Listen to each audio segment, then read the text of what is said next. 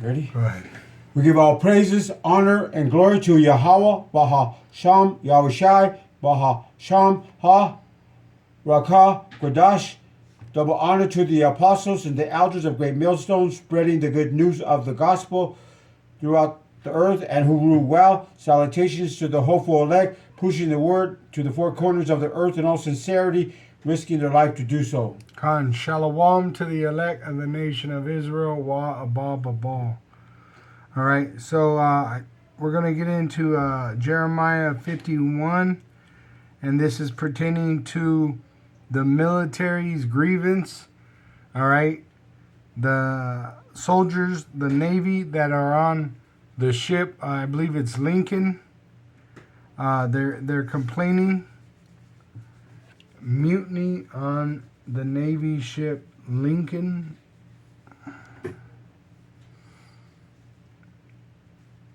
Let's see.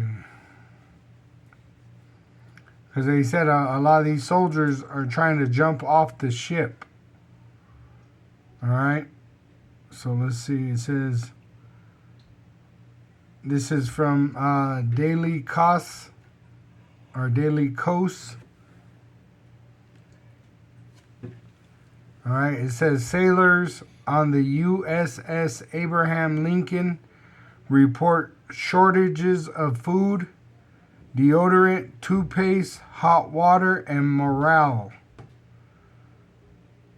This is from the New York Times. It says, the Ford is now entering its 10th month of deployment after arriving in the so-called Middle East from the Caribbean, which they're only supposed to go like 7 months, they say, out at sea, and then they're supposed to be getting breaks, but they're not giving them the routine, and these soldiers are losing their shit, all right, to the point where they're talking about jumping off the ship, which these ships are high enough to kill you, all right?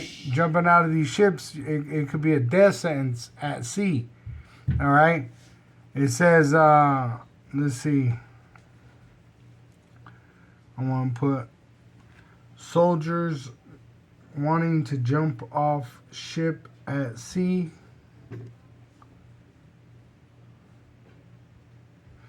It says right here in the AI overview, reports of sailors, which these are U.S. soldiers, attempting to jump overboard from the USS Abraham Lincoln stem from a severe mental health crisis and deteriorating living conditions during a record-breaking deployment in the Arabian Sea. All right, which it says the aircraft carrier and its crew of roughly 5,000 personnel have been at sea for over 250 consecutive days without a port stop. So they're stressed out. As they said, it's a mental health crisis with the deteriorating living conditions. Now, I want to ask Google, how tall is the USS Abraham Lincoln aircraft carrier?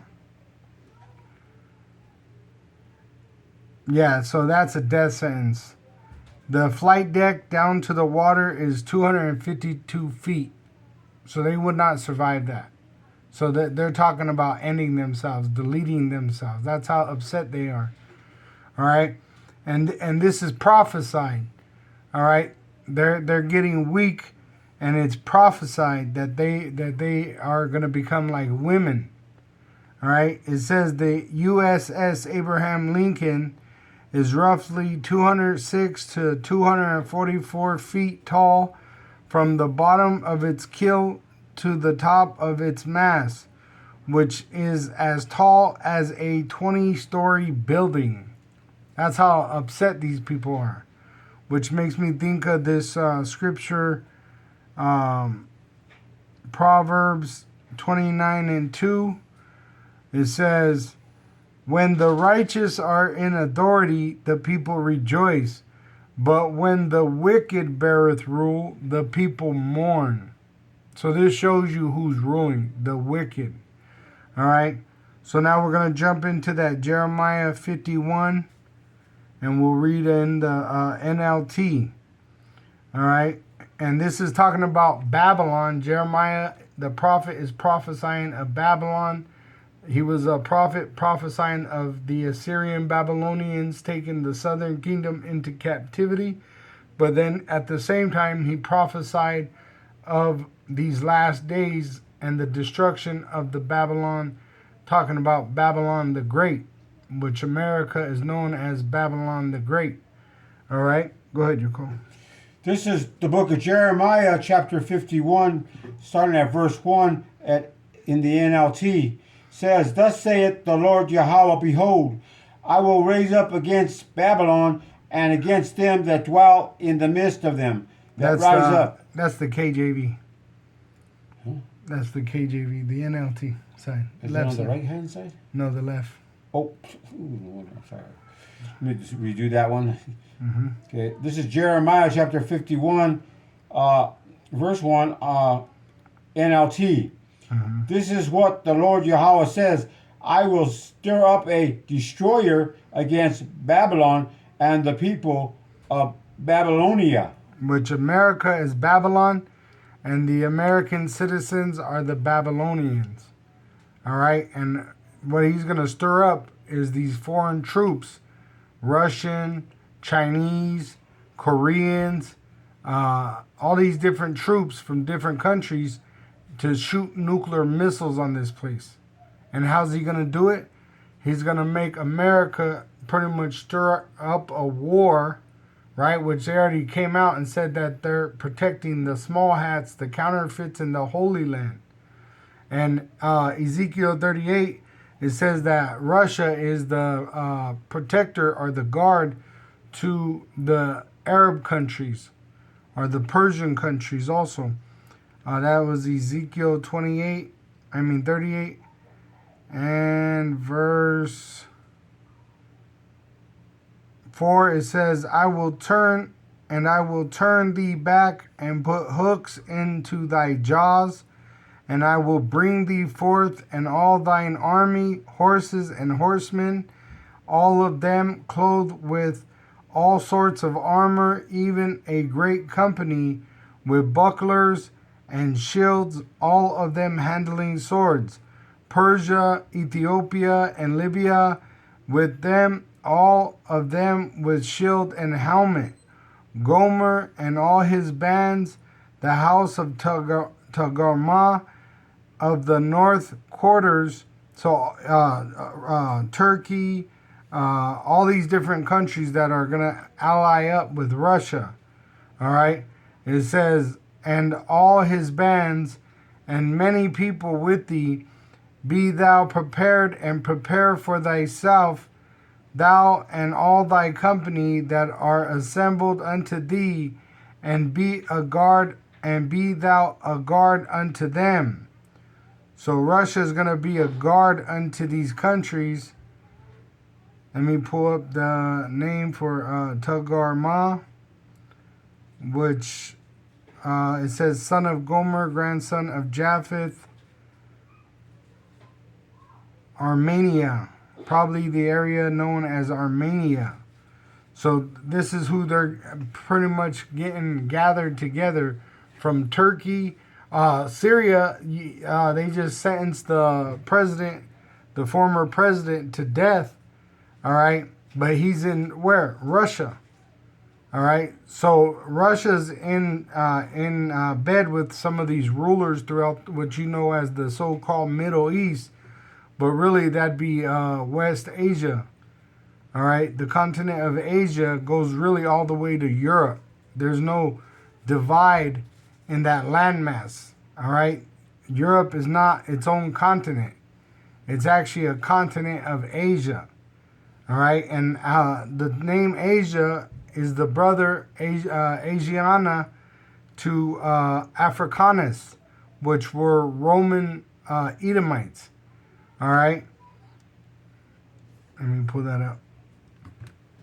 Africanus and Asianus, brothers of Roman.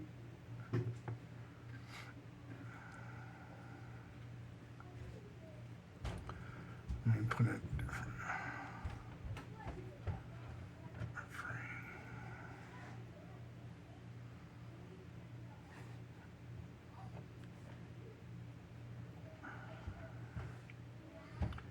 And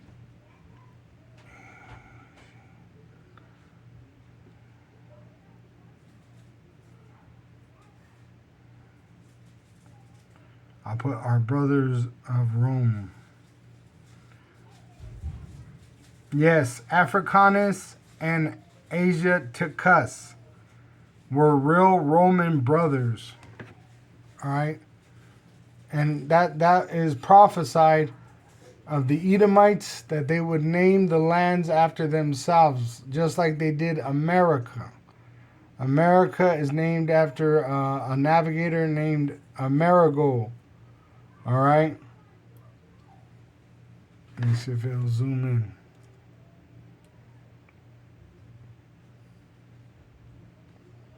All right. But you could look that up for yourself if you couldn't see it. Africanus and Asiaticus. All right.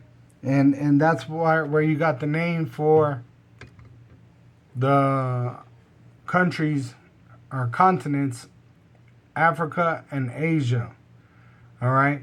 So Russia is on the continent of Asia, and it's known as Gomer. No, not Gomer. Gomer's Turkey.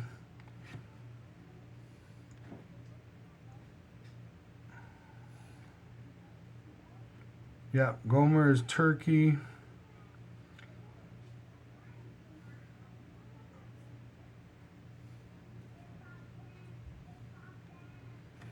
Let me grab it. It's one verse up. It's Gog.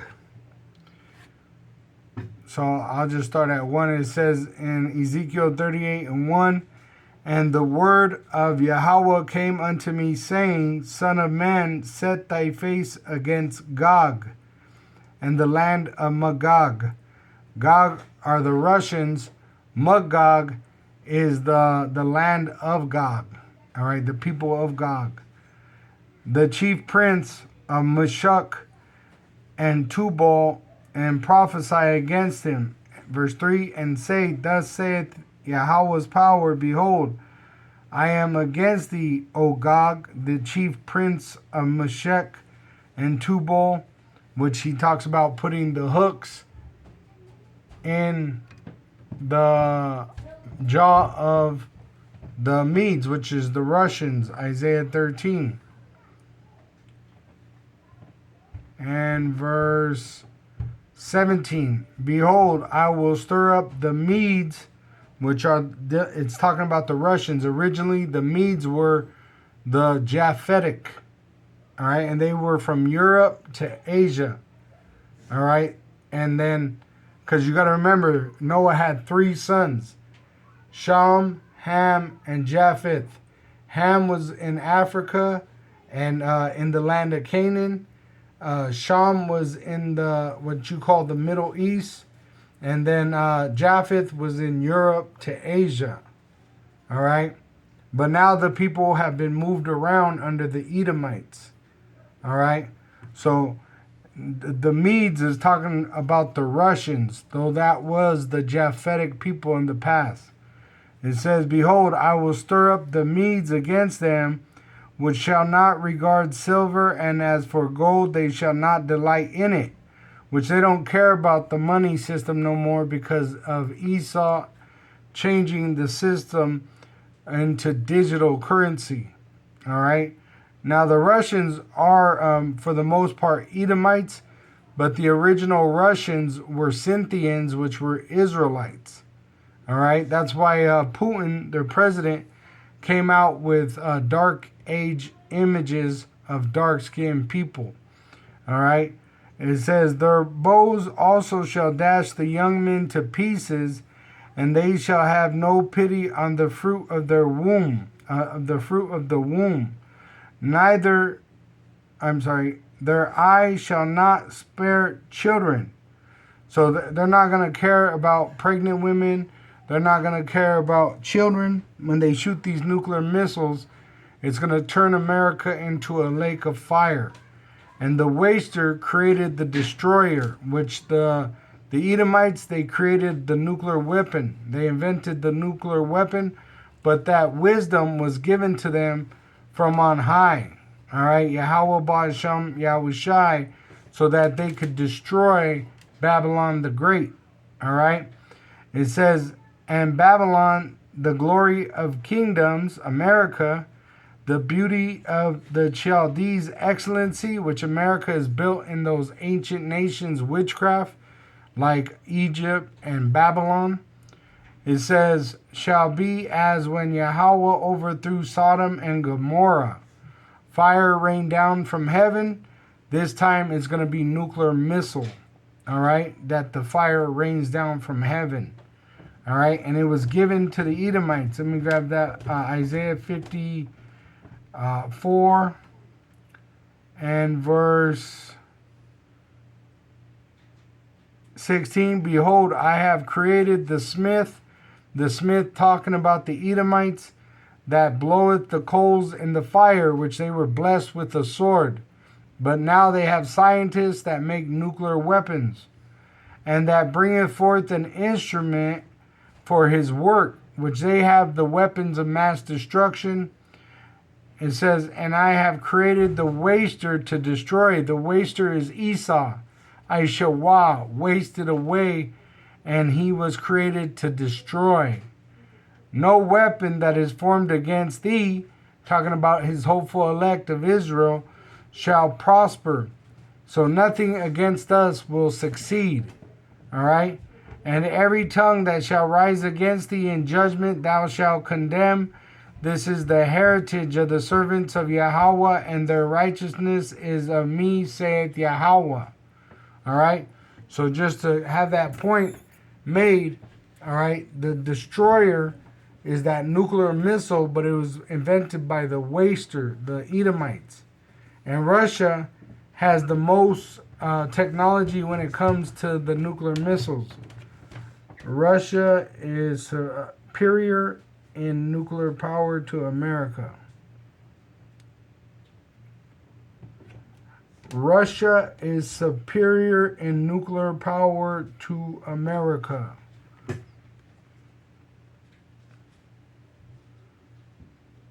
Let's see. Russia holds a distinct market advantage in global civilian nuclear export and fuel supply chain.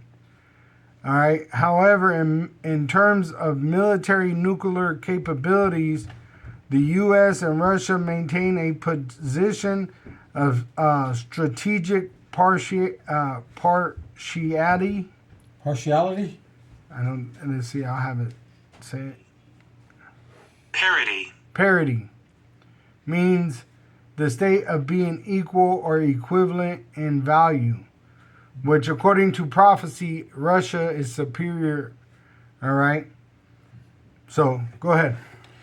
Jeremiah chapter 51 verse 2 reads, foreigners will come and when now her blowing her away as chaff, they will come from every side to rise against her in her day of trouble. So this is talking about those nuclear missiles from every nation, the NATO nations, the UN nations, the BRIC nations. They're going to shoot nuclear missiles on America. Who's going to supply those nuclear missiles? Russia, China, which China is superior in money because they sell so much goods. But Russia, they've been enriching uranium. America buys its enriched uranium from Russia. That's something you could look up for yourself. All right? And what they're doing is, remember, America is in debt. Trillions of dollars. A lot of that money is to China and Russia. All right? So America is trying to go from debt to asset with the digital currency. So they're going to say fuck the money, and they want to see those nuclear missiles fly. At the same time, America has ruffled the feathers of all these nations, right? They've pretty much fucked with Iran, Iraq, what is it? Lebanon, Syria, all right. Even Egypt is affected by America. America is doing bombings in Africa right now. Mm-hmm. Let me get it. America is bombing in an Africa country in 2026. It says the United States military has carried out airstrikes in parts of East and West Africa in 2026. See, so everybody's pissed off with this place. And its allies, the European Union, NATO, they're upset with America. See, so all these nations are going to team up with Russia against America. And they're going to shoot missiles from every direction. China is going to shoot from the west, from the east to the west. Africa and Europe is going to shoot the other direction, the west to east. See? So this is what's the prophecy for America. Russia's nuclear missile stock compared to U.S. military nuclear missile stock. It says Russia holds the world's largest nuclear arsenal. See? So it just depends how you ask these questions to Google.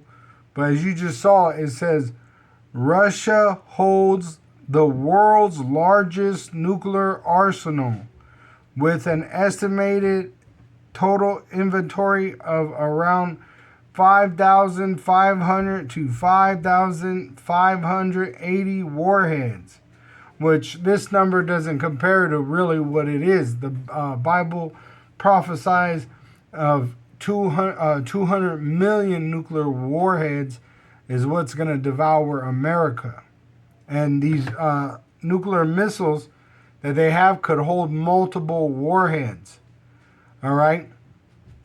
So I just wanted to bring out Russia and China's nuclear bus that holds drone nuclear warheads. Because they got things that you don't even hear about. They let us know about little things that they might let out. But really, they got things that you can't even imagine. It says the phrase nuclear, but it says bust. I want bus. It says the phrase nuclear bus holding nuclear warheads combines concepts from strategic technology of Russia's nuclear-powered underwater drone program, which they have a space program that they're able to have a nuclear bus in the atmosphere and also under the sea, which they're nuclear drones, which they don't need to stop flying. All right, they're enriched uranium that they have on these vessels, and they claim to be able to just continually fly forever without a driver because they're AI operated. It says, and remember, this is just Google, right? And we know about these things, but we know about it because we have a sure word of prophecy. The Holy Scriptures tell us of these things.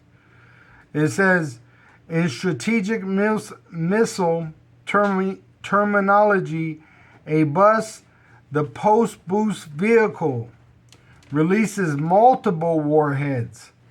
See, so they got a vehicle that literally holds multiple warheads. Here's a submarine version.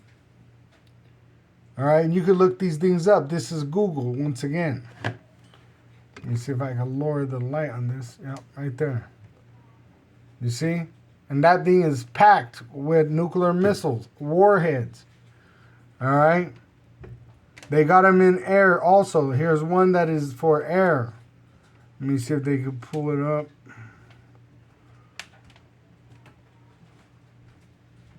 That's the submarine.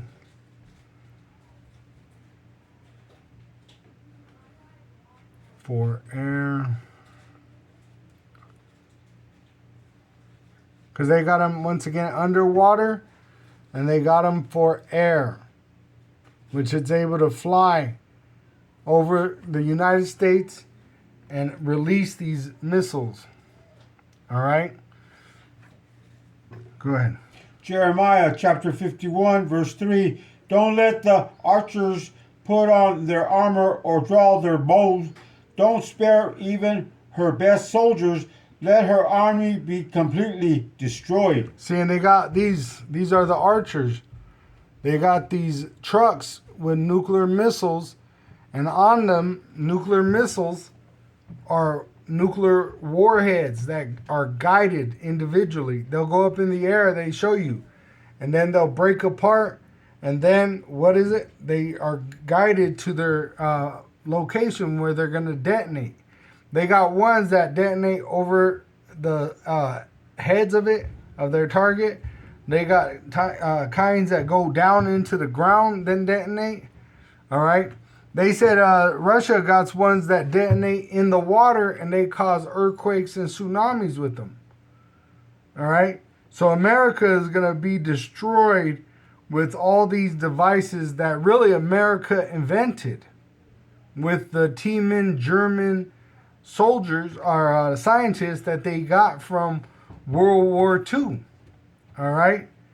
Go ahead. Jeremiah chapter 51, verse 4. They will fall dead in the land of the Babylonians, slashed to death in her streets. Which they're going to be dissolved. All right. That goes into Zechariah 14 and 12. It says, and this shall be the plague, which these nuclear missiles are a plague. It says, wherewith Yahweh will smite all the people that have fought against Jerusalem. Talking about the Israelites. Jerusalem is a people before a place. Their flesh shall consume away while they stand upon their feet, and their eyes shall consume away in their holes, and their tongue shall consume away in their mouth. See, so they're going to be blown away. They got that movie, Judgment Day, Terminator, where that woman, Sarah Connor, has the vision, the dream of the nuclear destruction, and she sees herself against that fence screaming at herself, and in the dream, literally her skin is blown off of her. Right there, there's the example of it. You see? So that's what she saw, and that's what it's talking about. When they go into this nuclear war, all these Babylonians, these so-called Americans, all right, they're going to literally eat nuclear missiles, including the foreign troops that are on this land, in this continent, and they're going to be dissolved by nuclear fire. Thus saith the Lord. Go ahead. Jeremiah chapter 51, verse 5.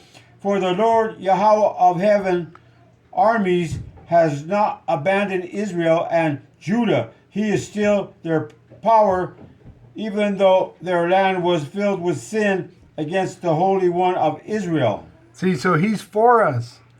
He's not for the rest of the nations. We've repented, and Yahushua paid for our sins, for the wage of our sin. So it's time for us to go back into that land, but they refuse to let us go. All right? And they intend to try to slaughter us. It says that in Ezekiel 35. And it says, hold on, let me turn. All right, Ezekiel 35. And I'll read in the NLT. It says, verse 5, it says, your eternal hatred for the people, and he's talking about Edom. It says, the people of Israel, which they have eternal hatred for us, led you to butcher them when they were helpless, when I had already punished them for all their sins.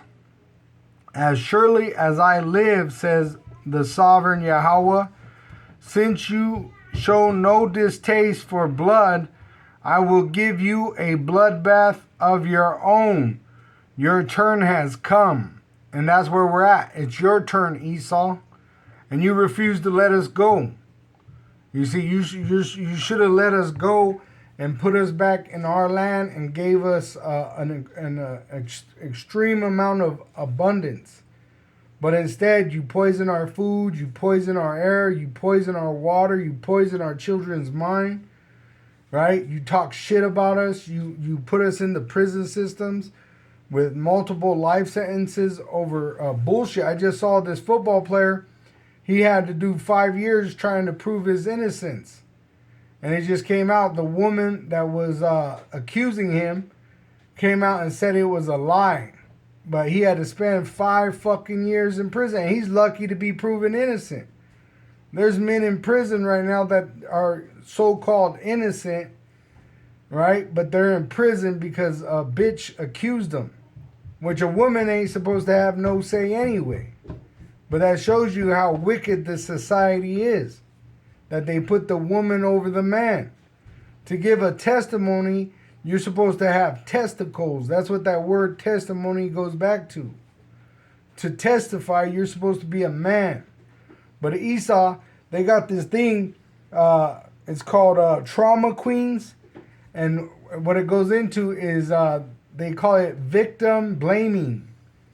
Which you can't say nothing against a woman, right? Because she escapes accountability. She could be a whore and get fucked up every weekend and blame a different man every weekend and nothing happened to that woman. But a man will be held accountable for his actions and put under the prison. You see, but many women have destroyed many men's lives under the so-called white race because they're the wicked. All right? They're the wicked and they treated us wickedly. And they got a freaking horrible destruction coming. Their kingdom is going to be evaporated right off the face of the earth by nuclear missiles. And then they that are in the bunkers, the elite, they're going to be made to go into slavery. Psalm 149.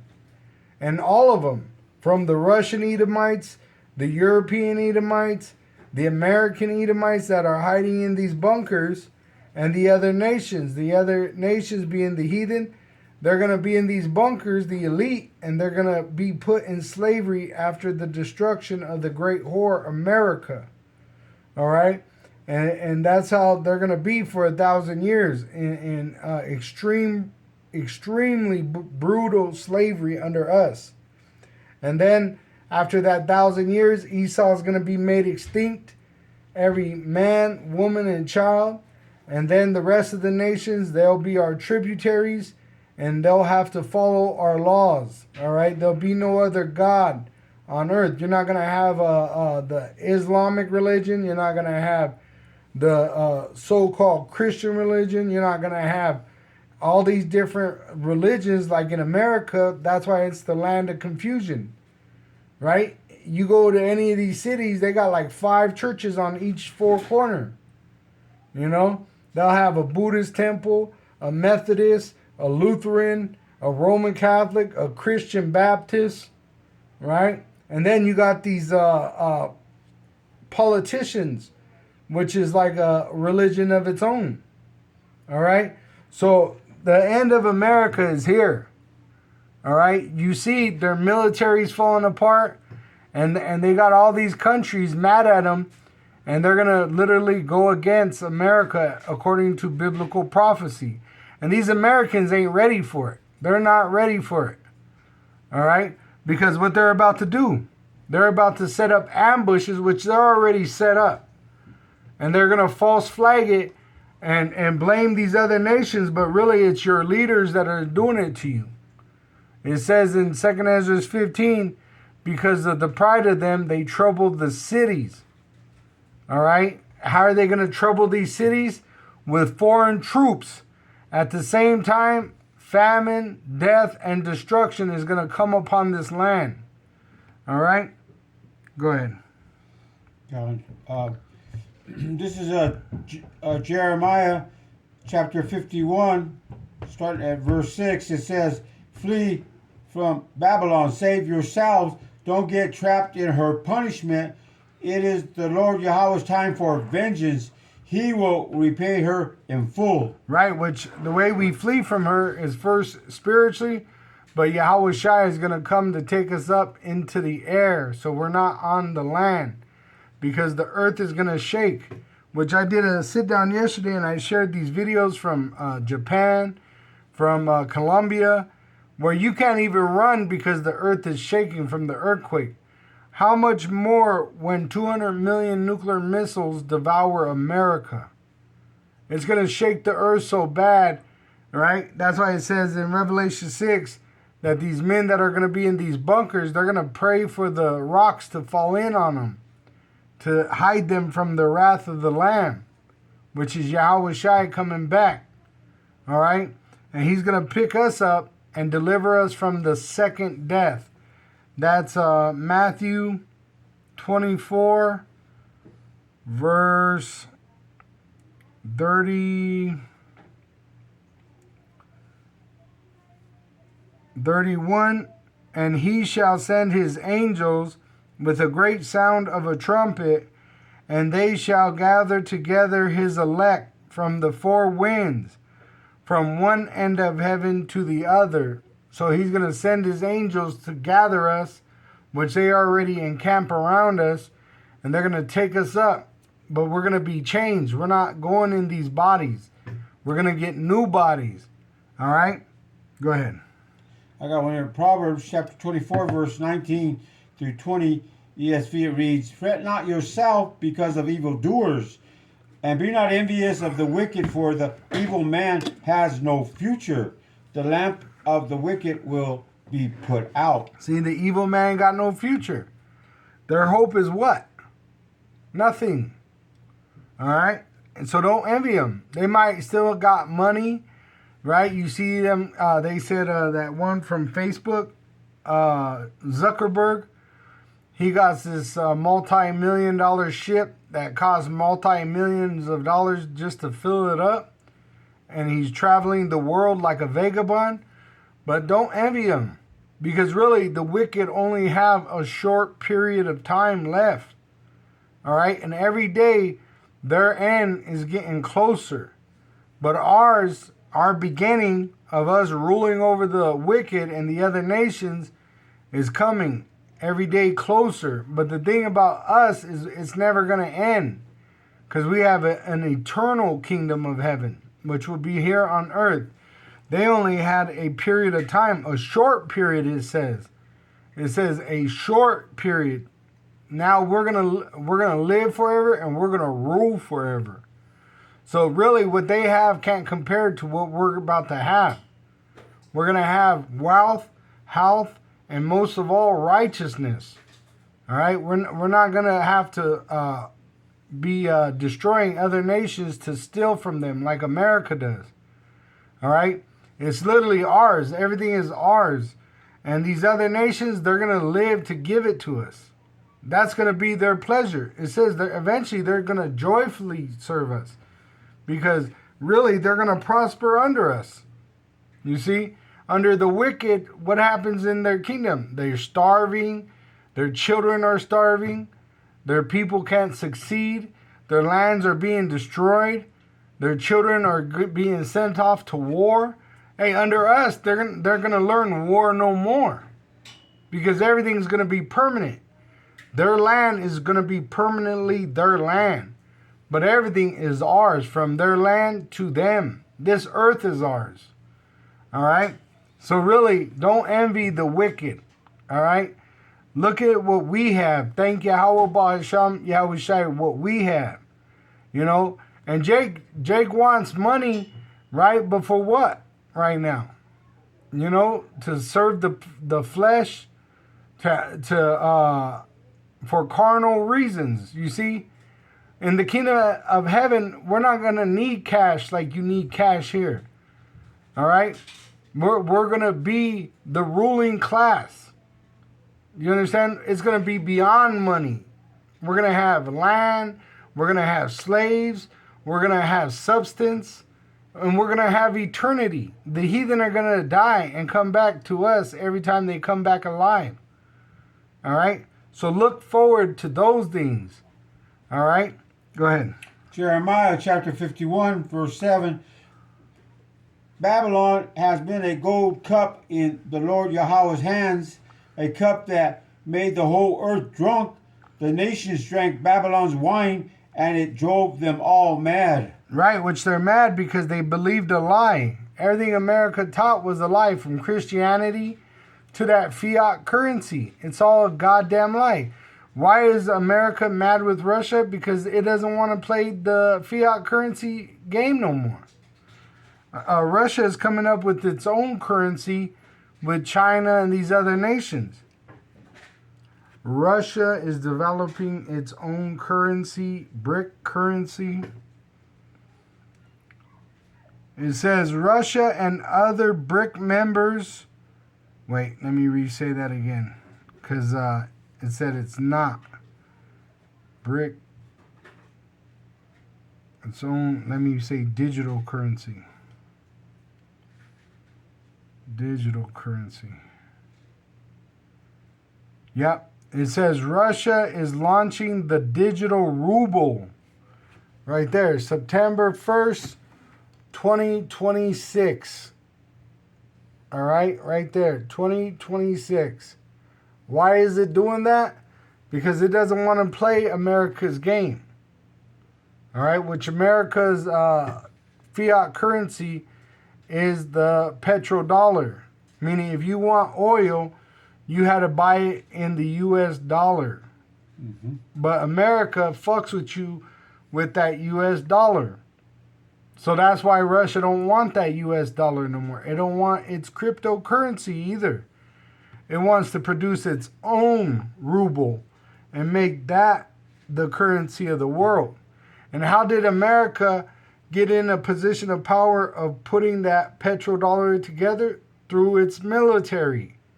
But now America is not as strong as it once was. They said that. They said the even compared to Vietnam, America ain't military like ain't in the military mind that it was in the beginning of the Vietnam War.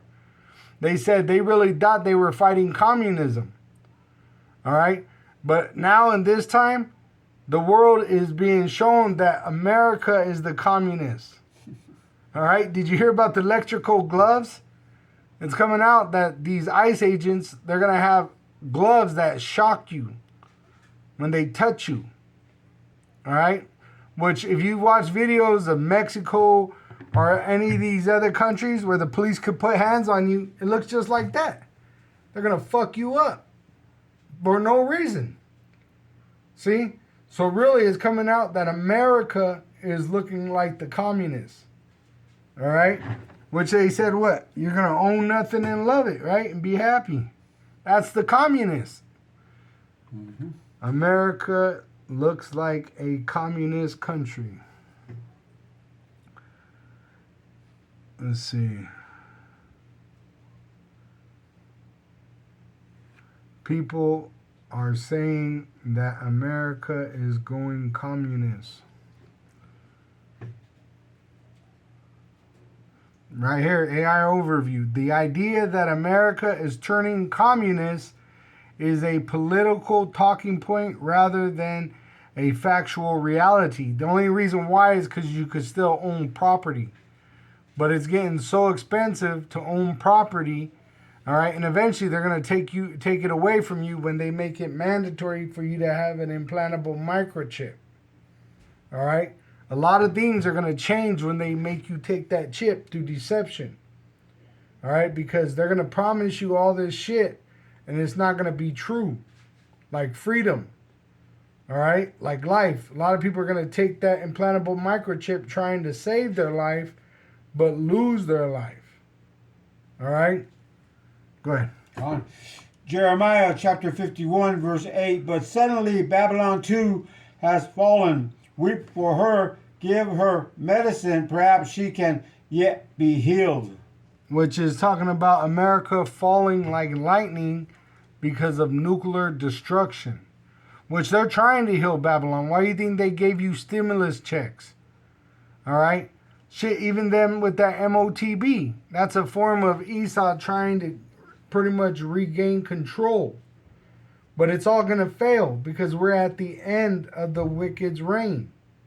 Remember, the brother just read it. The wicked only rule for a short period of time. Don't envy the wicked. All right? You got Jake. Shit, I saw this video. One of the elders, I believe it was Hawaii, Great Millstone, Hawaii, that did the video. And he was talking about the witchcraft Jake does to try to get power, whether it's money, whether it's control over another person. All right? Because they want to control. But you're not in control. It's Yahweh that controls through his son Yahweh Shai all man, woman, and child. See? But you're deceived just by witchcraft thinking that you could control something. There's no free will. It's all predestined, preordained. All right? And that's why they're going to be deceived into taking that chip. You think you're going to have some kind of control, but you're not. This is to control you. See? And that's why you're going to be destroyed with Esau's beast system. You're going to be in that nuclear fire. All right? And remember, all his troops are going to be gathered in the Valley of Slaughter, which, once again, is going to be destruction from Turkey down to Yemen. I'll just pull this out. Syria has a biblical prophecy of being completely destroyed.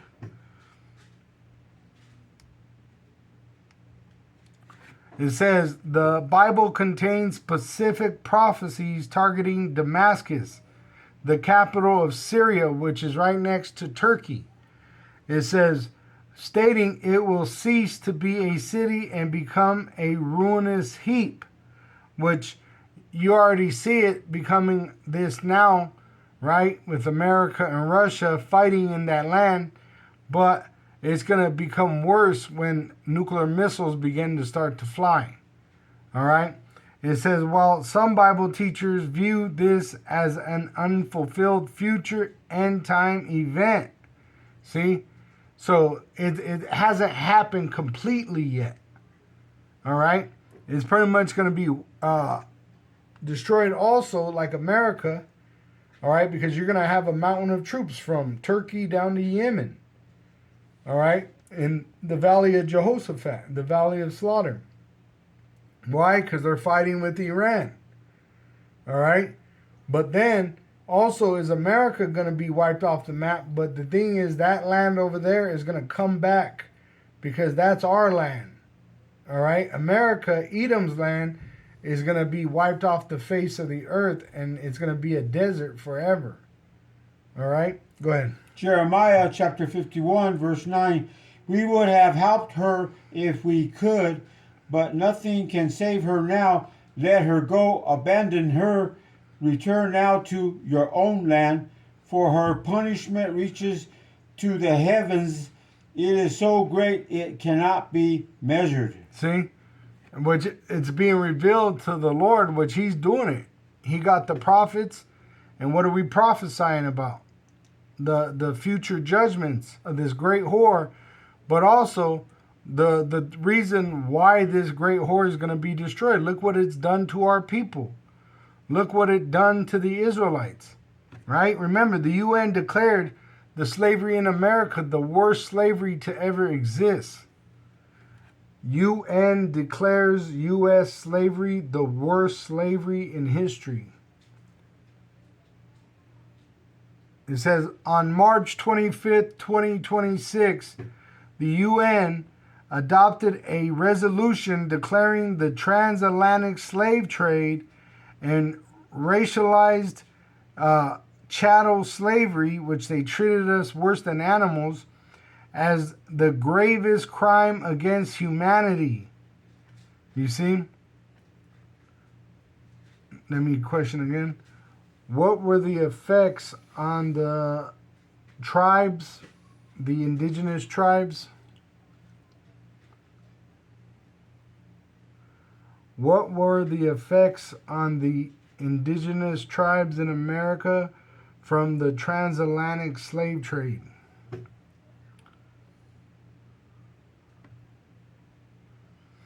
It says the transatlantic slave trade, which they brought the southern kingdom on slave ships from West Africa to the east coast of America. It says the transatlantic slave trade profoundly shaped the history of indigenous tribes in the Americas, through forced displacement, which they put us on ships also and shipped us out into Europe, shipped us into different parts of the world.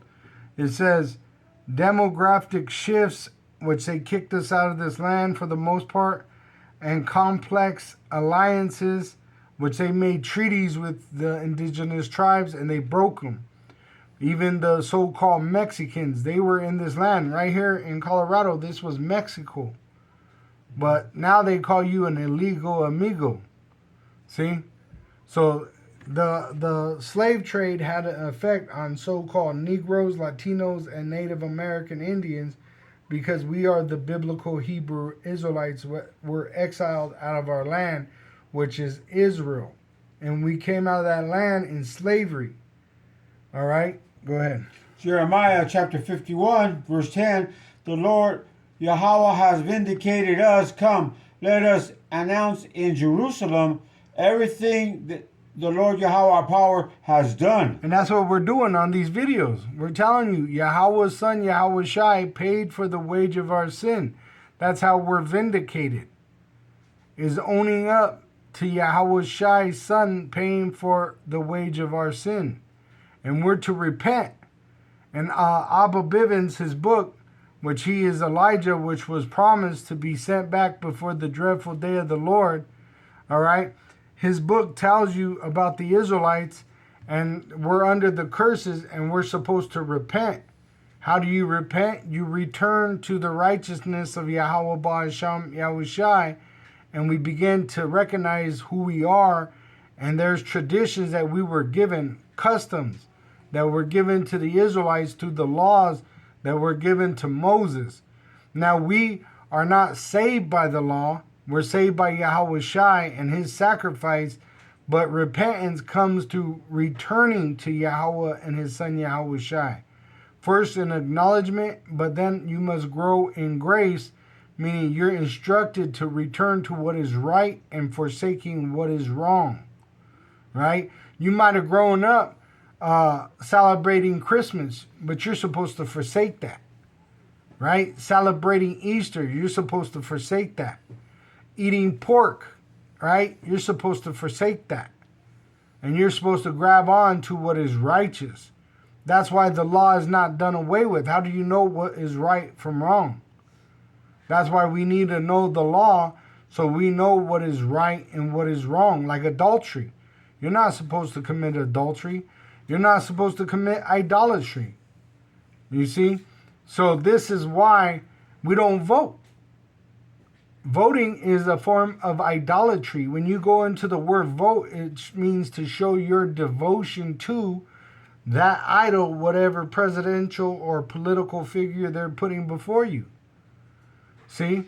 But you don't know that unless you go into the law of Yahweh, which he gave to the Israelites through Moses, which we have received grace through Yahweh Shai unto life. All right? Go ahead. God says, Jeremiah chapter 51, verse 11, sharpen the arrows, lift up the shields, for the Lord Yahweh has inspired the kings of the Medes to march against Babylon and destroy her. So, sorry. Why do you think they're doing drone warfare in Ukraine, these Russians? Because they're learning how to drive these programs that control these drones. But remember, when it comes to America, it's going to be nuclear. Right now, they're doing low-level stuff. But when it comes to the end of World War III, America is going to lose war by nuclear fire. See, so they're sharpening the sword with what? Running programs. See, so they're running programs, sharpening it, Just like AI, the more you ask questions, the wiser it gets, because it really can't do nothing on its own. So that's what's happening right now with all these rumors of war in Gaza, in Lebanon, in Ukraine, in Africa, in South America, in Mexico, in Greenland. They're running programs sharpening these swords for that day when America is judged. It's going to pretty much lead up to a nuclear destruction of Babylon the Great. Go ahead. Says, can you Babylon and destroy her? This is his vengeance against those who desecrated his temple. Right, which they destroyed his people.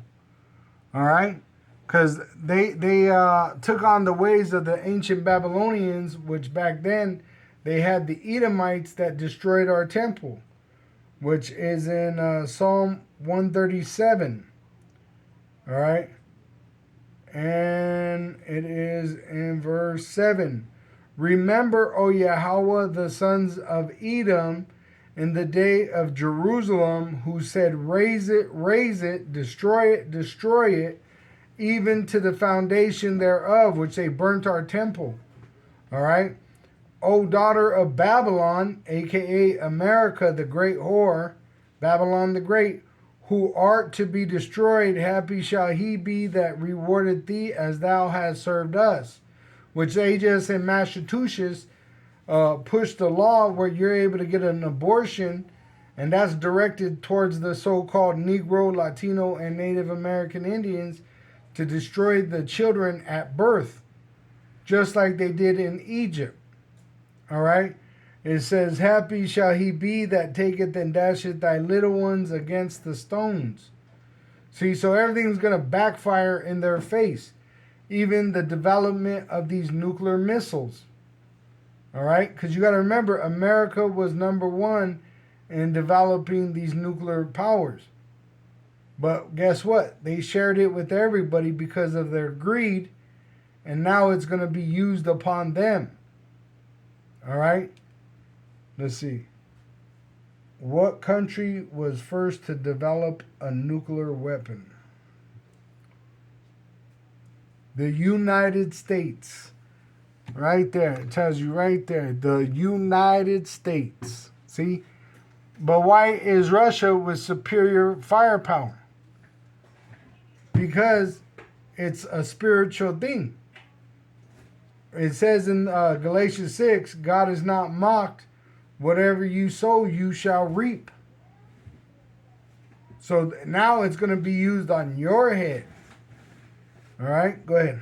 Jeremiah chapter 51, verse 12. Raise the battle flag against Babylon, reinforce the guard and station the watchmen, prepare an ambush, for the Lord power Yahweh will fulfill all his plans against Babylon. And that ambush is what? A mixed nations here in America called sleeper cells. All right? And it's going to be like you saw in Spain where all those different men, right?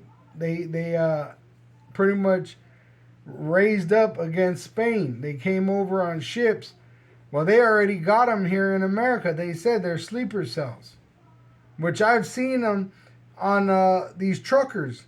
I used to work in a store where a lot of these truckers would stop, and a lot of them are Arab, Russian, and they don't speak really good English or nothing, but they're always in army camouflage, driving U.S. trucks. All right, because really they're making moves under the government because they're allowed to.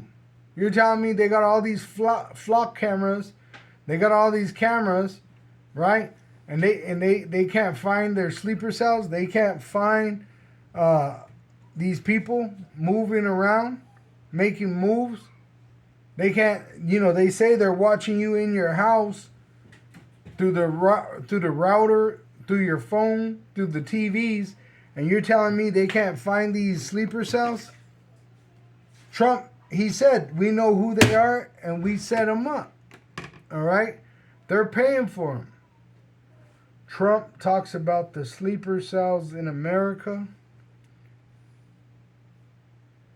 It says right here, President Donald Trump, Nero 47, stated that he has been briefed on potential Iranian, which are the Persians, sleeper cells inside the United States, which we just read in Ezekiel 38. The Russians, the Ethiopians, the Arabs, they're all together with these Persians. It says, claiming that many of these operatives entered the country through prior border policies, which I shared a video from, the name of the channel is Full Spectrum Survival, and he got pulled over in the South, and they told him that you have these foreign troops wearing police garments, U.S. military garments, and they're called blue helmets. UN. Remember, all these nations are United Nations, including America. And they're going to come out as sleeper cells against the citizens, and it's really directed against the Israelites because we're telling you the truth. Yahweh Shai is the truth. He's coming back. All right? And it says, claiming that many of these operatives entered the country through prior border policies. He asserted that, and then they got facial recognition in all the fucking Walmarts. Everyone you walk in, they're taking pictures of your face. You telling me that they can't locate these people? It's because they're allowing it. It's part of the program. It says, he asserted that U.S. authorities are closely monitoring the situation and tracking the individuals involved. So why are they going after legal immigrants that are legal with visas or work permits, right? Green cards, right? Why are they going after them and not these so-called terrorist groups? Because it's part of the program. They're the ambushes being set up to go against you, so-called American citizens. Because guess what? Your troops, they're out there starving to death, ready to jump to their own death out in the sea. They're not here to fight for you. And guess what? They're going to draft. They said they're going to draft these young men that are here now. And send them what? Out there to starve to death. So when you're over here, guess what? You're going to be left to perish at the hands of these UN nations. The blue helmets, which barely speak English. So when you're crying, oh, stop, stop, they don't know what you're saying.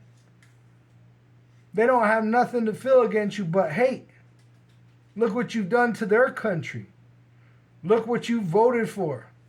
Look at what you honor and respect. You think what your government done with its military brought you honor with these other countries? They fucking hate you. I watched this documentary about Vietnam, and it was a photographer of Vietnam, and he said, you know who made the Viet Cong? The U.S. did. Every time they go in these villages, they'd rape the women, murder the men. So the ones that were left alive, they wanted to fight the Americans. They created the fucking Viet Cong because you were fucking these people up for no reason. It was a civil war that you involved yourself in. And who are you really fighting?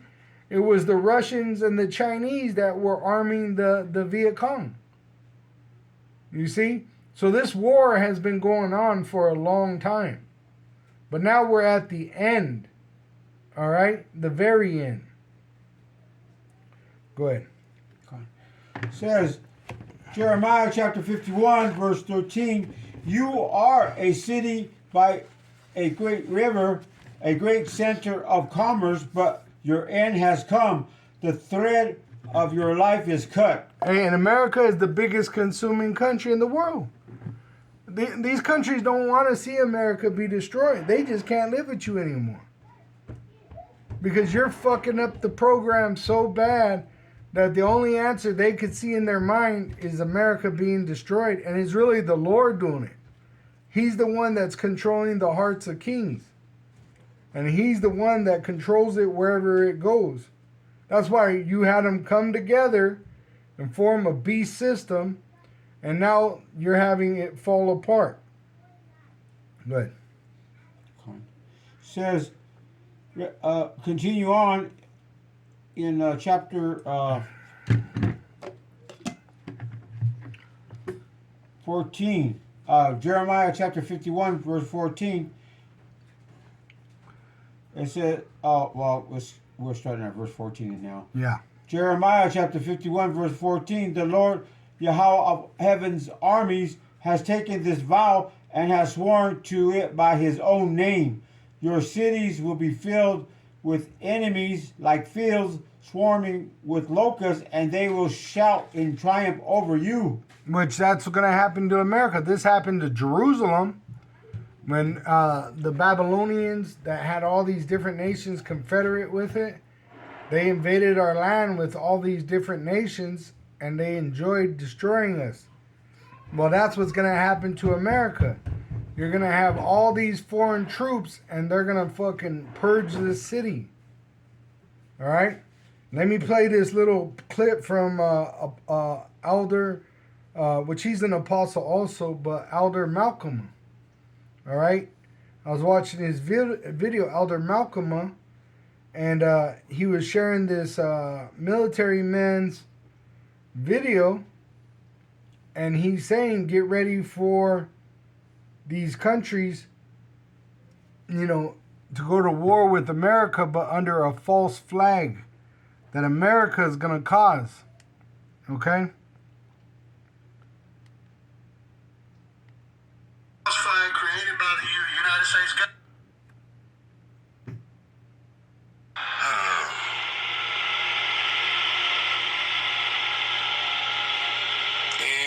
Here he is. The United States is about to attack, drop a bomb on its own soil, and frame Iran for it, to rally the troops of America to go off and fight for the pedophiles at the top.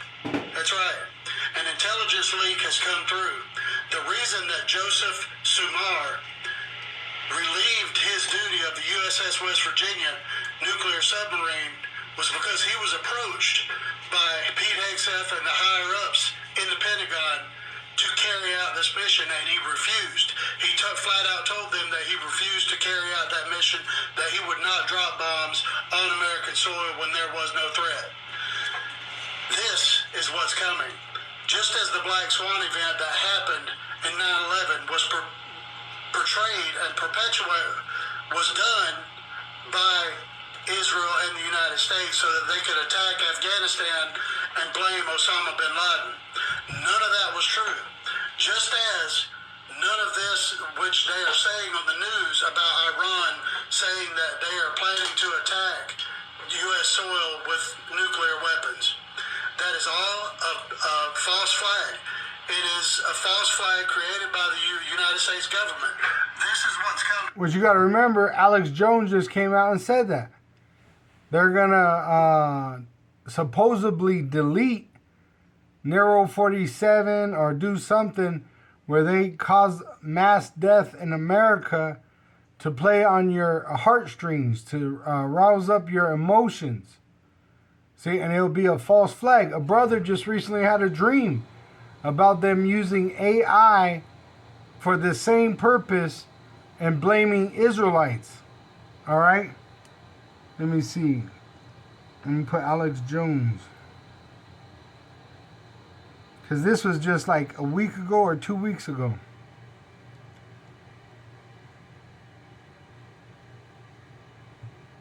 False flag. And that's why they'll be drafting.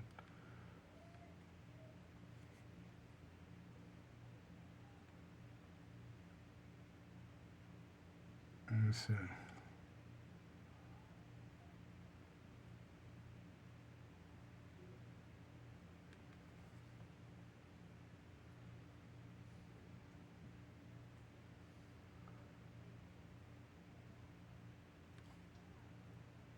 Last few weeks says we sure need a new 9/11 to get everybody on board with this war. Well, that could be a nuke going off somewhere. That could be a conventional major terror attack blamed on Iran. Iran has threatened to do it too. They could potentially actually do it themselves. You got to say that, but they don't really stand to gain from that. And they've officially said they're not planning to try to kill Trump. You had a few guys busted in the last few years. It turned out they thought they were working and being hired by Iran out of Pakistan and Saudi Arabia to kill Trump, jihadis. But it later turned out that it was actually the Mossad. And I've got another example of that even got covered by the Washington Post, the New York Times. The Mossad is talking about the counterfeits in the Holy Land today. The Edomites that wear the tiny tops. CBS News and NPR many years ago, where Israel posed as CIA agents in Europe and the UK and actually recruited hundreds and hundreds of people to carry out jihad terrorism. So with that, I also declare the Copyright Act, Section 107, which gives us the right to use copyright material for edification. And we're edifying the Israelites. We're educating the Israelites on the accuracy of biblical prophecy. All right, that's why we're using this. They believed they were working for the CIA. They were really working for Mossad. And when George W. Bush found out and got pissed, Israel told him, F off, we don't care. We'll do whatever we want. In 2007 and 2000. All right, so expect a false flag, all right, to lead the United States into a draft, and then it's going to go into a nuclear war, but it's going to cause an implantable microchip to be mandated worldwide for buying and selling. That's the mark of the beast. All right, go ahead. This is Jeremiah chapter 51, verse 15. Says, the Lord Yahweh made the earth by his power, and he preserved it by his wisdom. With his own understanding, he stretched out the heavens. Right, which by his word, which is Yahweh Shai and the Elohim. Read Genesis 1. All right, which he done this over thousands of years. Now we're at the 7,000 year, and this is the time where we're going to go into the Lord's rest. We're not going to be slaves no more. That's why don't envy the wicked. Look forward to what we have. We have a promise of eternal life. This is not our rest. All right, go ahead. Jeremiah chapter 51, verse 16. When he speaks in the thunder, the heavens roar with rain. He causes the clouds to rise over the earth. He sends the lightning with the rain and releases the wind from his storehouses. Which he does all this by chariots. All right. When the flood during the time the time of Noah, it was all ordained by Yahweh's angels to flood. All right. And just like it was back then, the flood, this time it's going to be fire in America, which is going to shake the whole earth. It's called the second death. The flood during Noah's time was known as the first death. This time it's called the second death. All right. And lightning, rain, all these events, they come from those chariots. All right. And once again, when Noah was living through that time, remember, it didn't rain before. The water came up like dew out of the ground. So right now, we've never seen a nuclear destruction like what we're talking about. So people don't believe it could happen. But it's going to happen. As sure as the flood in Noah's time. All right? All we got to do is wait and be patient and pretty much repent every day until Yahweh sends his son Yahweh Shai back. All right? Go ahead. Con. Jeremiah chapter 51, verse 17. The whole human race is foolish and has no knowledge. The craftsmen are disgraced by the idols they make, for their carefully shaped works are a fraud. These idols have no breath or power. Like their Christianity, right? Mm-hmm. Right there. That Pete Hegseth, that is part of this beast system that's leading America into war, he worships this false idol. but it has no breath in it. It has no power. He prays to it. He prays in the name of this false idol. Right?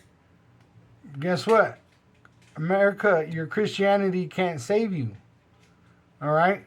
So that's what it's talking about. You have Islam, right? You got a lot of these Ishmaelites that worship in Islam, the jihadists, they're Muslims, right? Which all their idols are false gods. They can't save them. Only the Israelites have a God that could save them. And Yahweh is going to save us by sending Yahweh Shai to save us from the second death, that nuclear destruction. And how is he going to save us? He's going to take us up and chamber us in those so-called UFO, all right, so that we could be preserved and given new bodies, so that we could come down later on and take over the earth, all right, while everybody else has to live through that judgment, which if you're in America, it don't matter if you're in a bunker. I did that sit-down yesterday, and they said most bunkers are only 3 to 6 feet deep. You're not surviving if a nuclear missile hits that. Let's pull it up. How deep does a nuclear missile destroy down into the ground? It says a surface burst strategic nuclear weapon typically carves out a crater roughly 30 to 100 meters, which is 100 to 300 feet deep. See, and you're 3 to 6 feet deep. You're evaporated. You're gonna become dust. All right. So really, those bunkers are in vain. All right. That's why we're not building bunkers. What we're doing as Israelites is we're telling our people to repent, return to your rightful lot as an Israelite worshiping Yahweh Ba'asham Yahweh Shai. That's how you pretty much come out of the way of Babylon. Because, you know, it don't matter where you are on this earth, this whole earth is going to shake from that nuclear destruction. All right, so we have to literally be taken up and out of this world to be delivered from that nuclear destruction that's going to hit America. All right, go ahead. Con. Jeremiah chapter 51, verse 18. Idols are worthless, they are ridiculous lies. On the day of reckoning, they will all be destroyed. See, you're going to be evaporated with your idol. Hey, when you see Colombia is a so-called Catholic Christian nation. Guess what? Their churches were crumbling. Their idols were falling on top of them. All right? Let's get it. Colombia is a Christian nation. It says Colombia is legally a secular state with freedom of religion, though over 90% of the population identifies as Christian, and the most is Roman Catholic, Protestant, and evangelical minority. So they believe in Catholic or Christian religion, right? Idols in Colombia collapsed during the earthquake.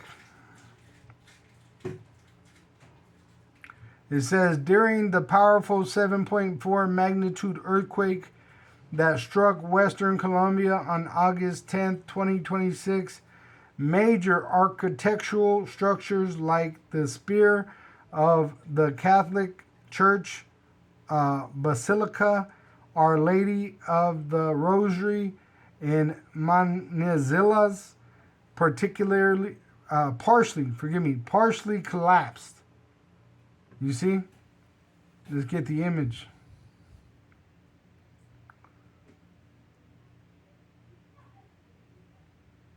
Let me get that, please. Let me pull it up.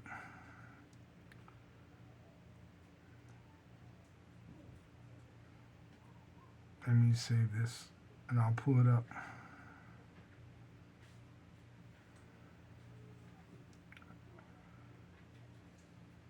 Look, there you go. See, your idols are worthless. Your false religions are worthless. They're right there. And look, their false religion is falling in on them. It's imploding. Your idols fell with it. Look at that. The temple. See? They can't save you. They can't save themselves. All right? Look at it. It's rubble. This is the aftermath of it. Look at that. You can't even recognize it. The people are right there, and you can't tell what was what. See? We got a sure word of prophecy, and you would do well if you took heed. Go ahead. Jeremiah chapter 51, verse 19. But the power Yahweh Hashem Yahushai of Israel is no idol. He is the creator of everything that exists, including his people, his own special possessions. The Lord power Yahweh of heaven's army is his name. See? And Yahweh, he controls armies. The heaven armies, the armies of heaven, the host of heaven, the armies of men, the host of men, and those missiles, those nuclear missiles are an army that Yahweh controls. All right? And he controls them through Yahweh Shai. Go ahead. Jeremiah chapter 51, verse 20. You are my battle axe and sword, says the Lord power Yahweh. With you I will shatter nations and destroy many kingdoms. See? And he's destroyed many kingdoms, and at the end, he's going to destroy many kingdoms at these last days. He's pretty much grabbing all these kingdoms and bringing them into slaughter. That's in Zephaniah 3, and I believe it's 8.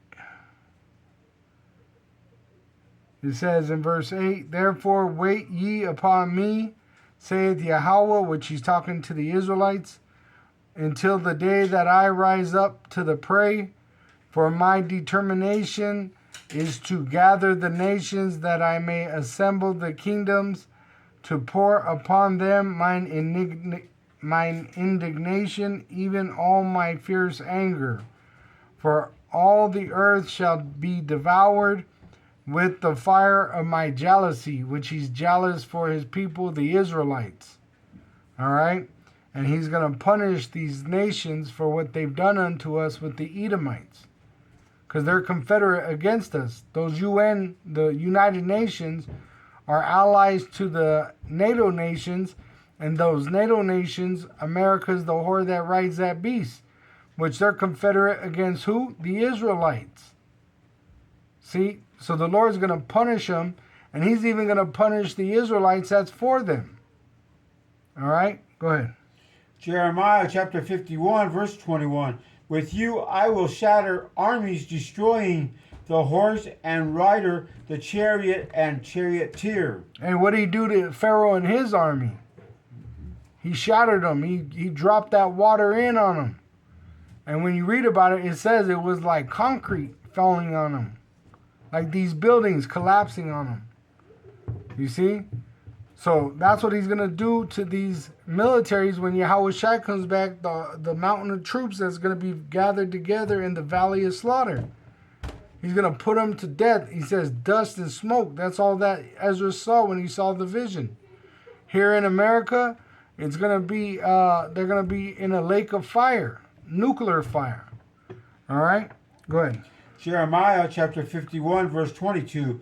With you I will shatter men and women, old people and children, young men and young women. Which he's going to turn the Israelites into gods on earth.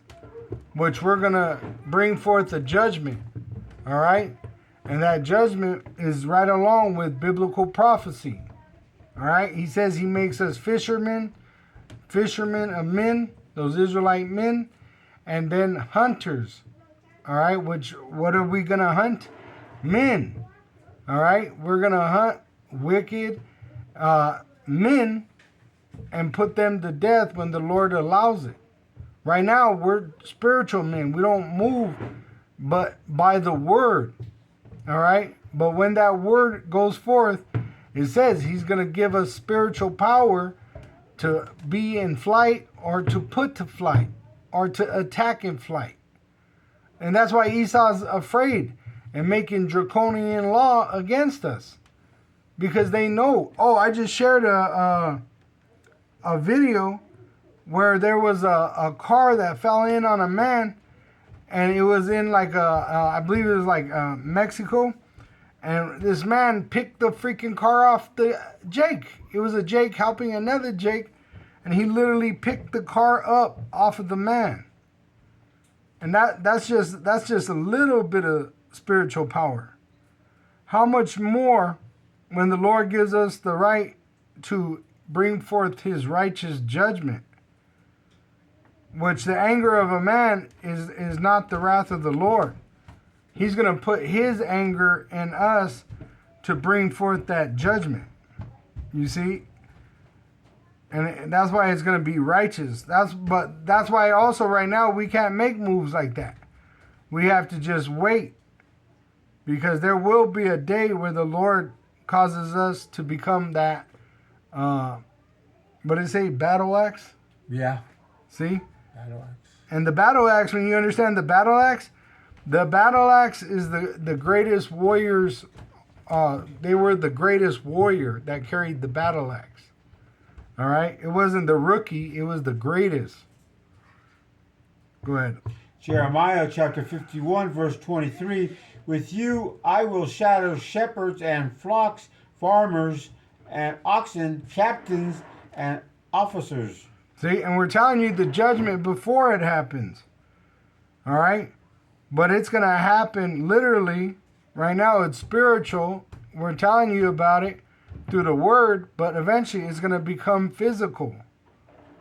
See, and it's going to happen when they stress us out. It says that.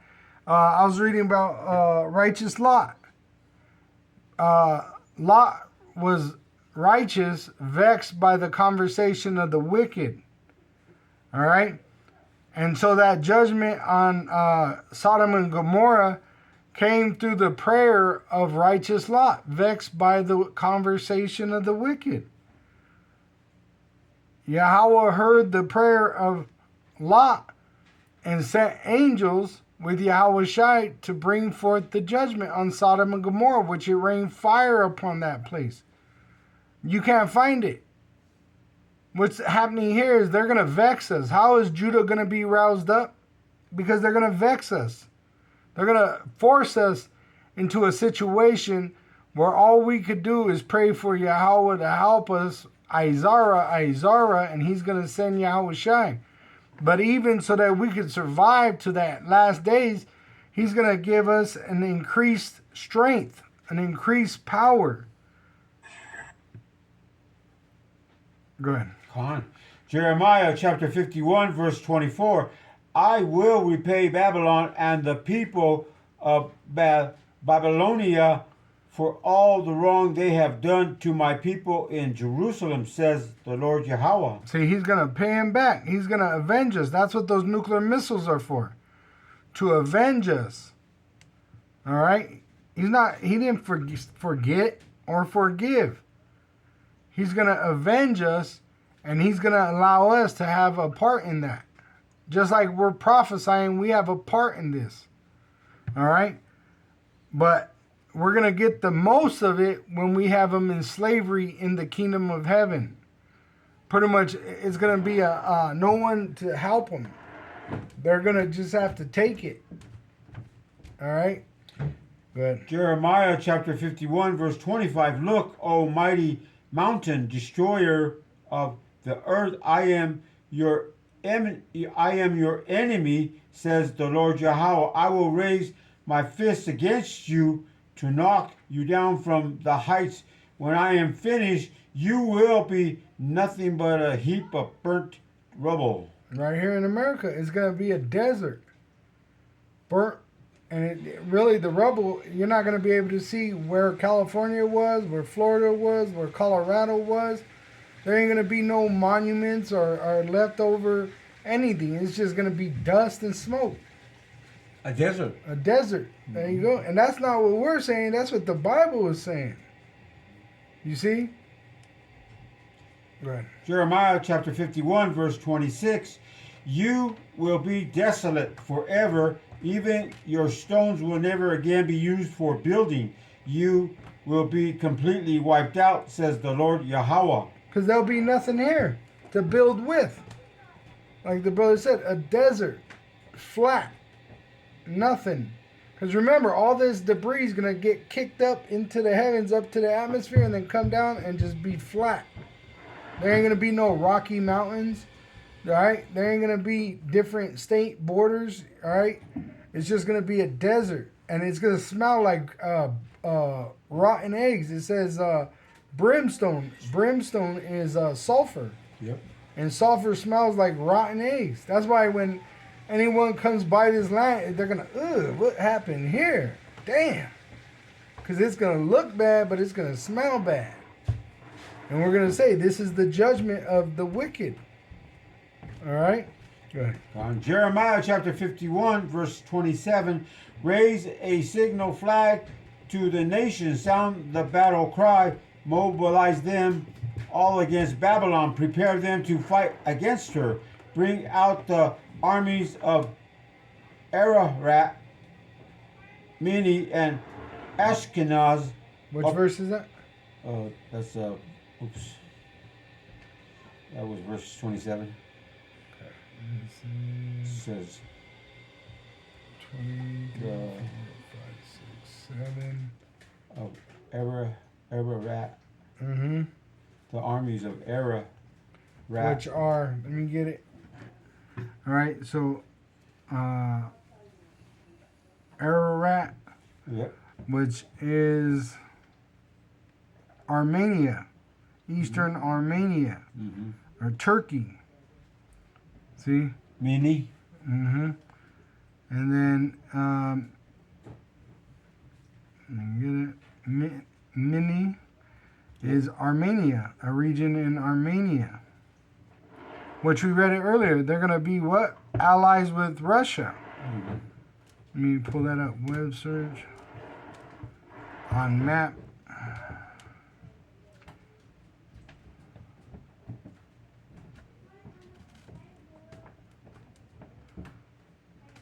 See right there, next to Turkey.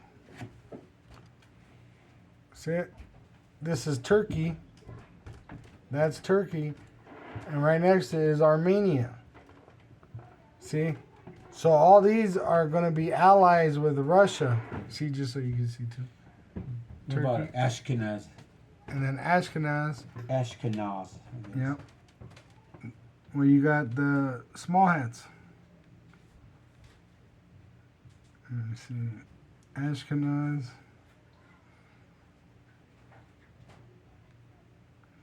Which they were the Japheth, but these are the small hats now.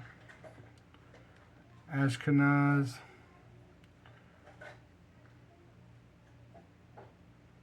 Right there. See it?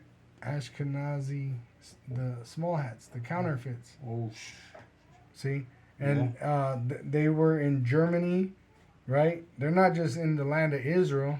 They're scattered throughout that whole area. All right? this is the mobilize them all against Babylon. Against Babylon. We just had Alex Jones say, who were they making moves against? Babylon. The small hats. Mossad. All right? Mossad terrorist attacks against America. Let me see, Mossad. See, it says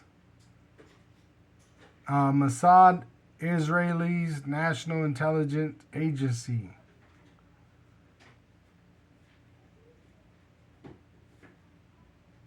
Which it says right there, Israel and state-sponsored terrorism.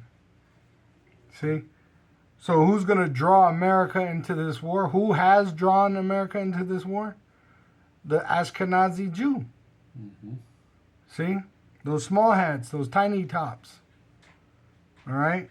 Go ahead. Says, and Ashkenaz appoints a commander and brings a multitude of horses like swarming locusts. Which it's prophesied that they're going to draw America into this war. Israel wants America to make war with Iran.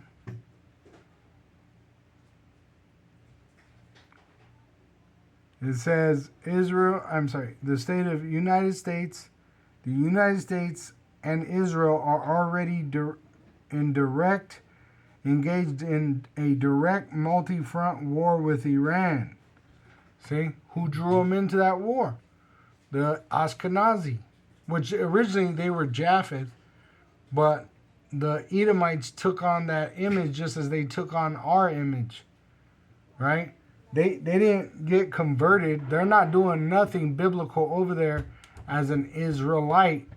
That's why they go under the false name as Israeli, all right? Because they're not converted.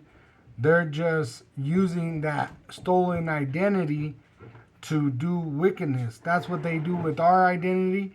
That's what they do with these other nations' identity. Even in Egypt, they Ptolemy, all right? They act like they were Pharaoh. They literally put on garments of Egyptians, though the Egyptians were dark-skinned people, and Esau went in there, the pale face, and dressed like an Egyptian, which they set up Serapis Christo. The Greek Edomites did.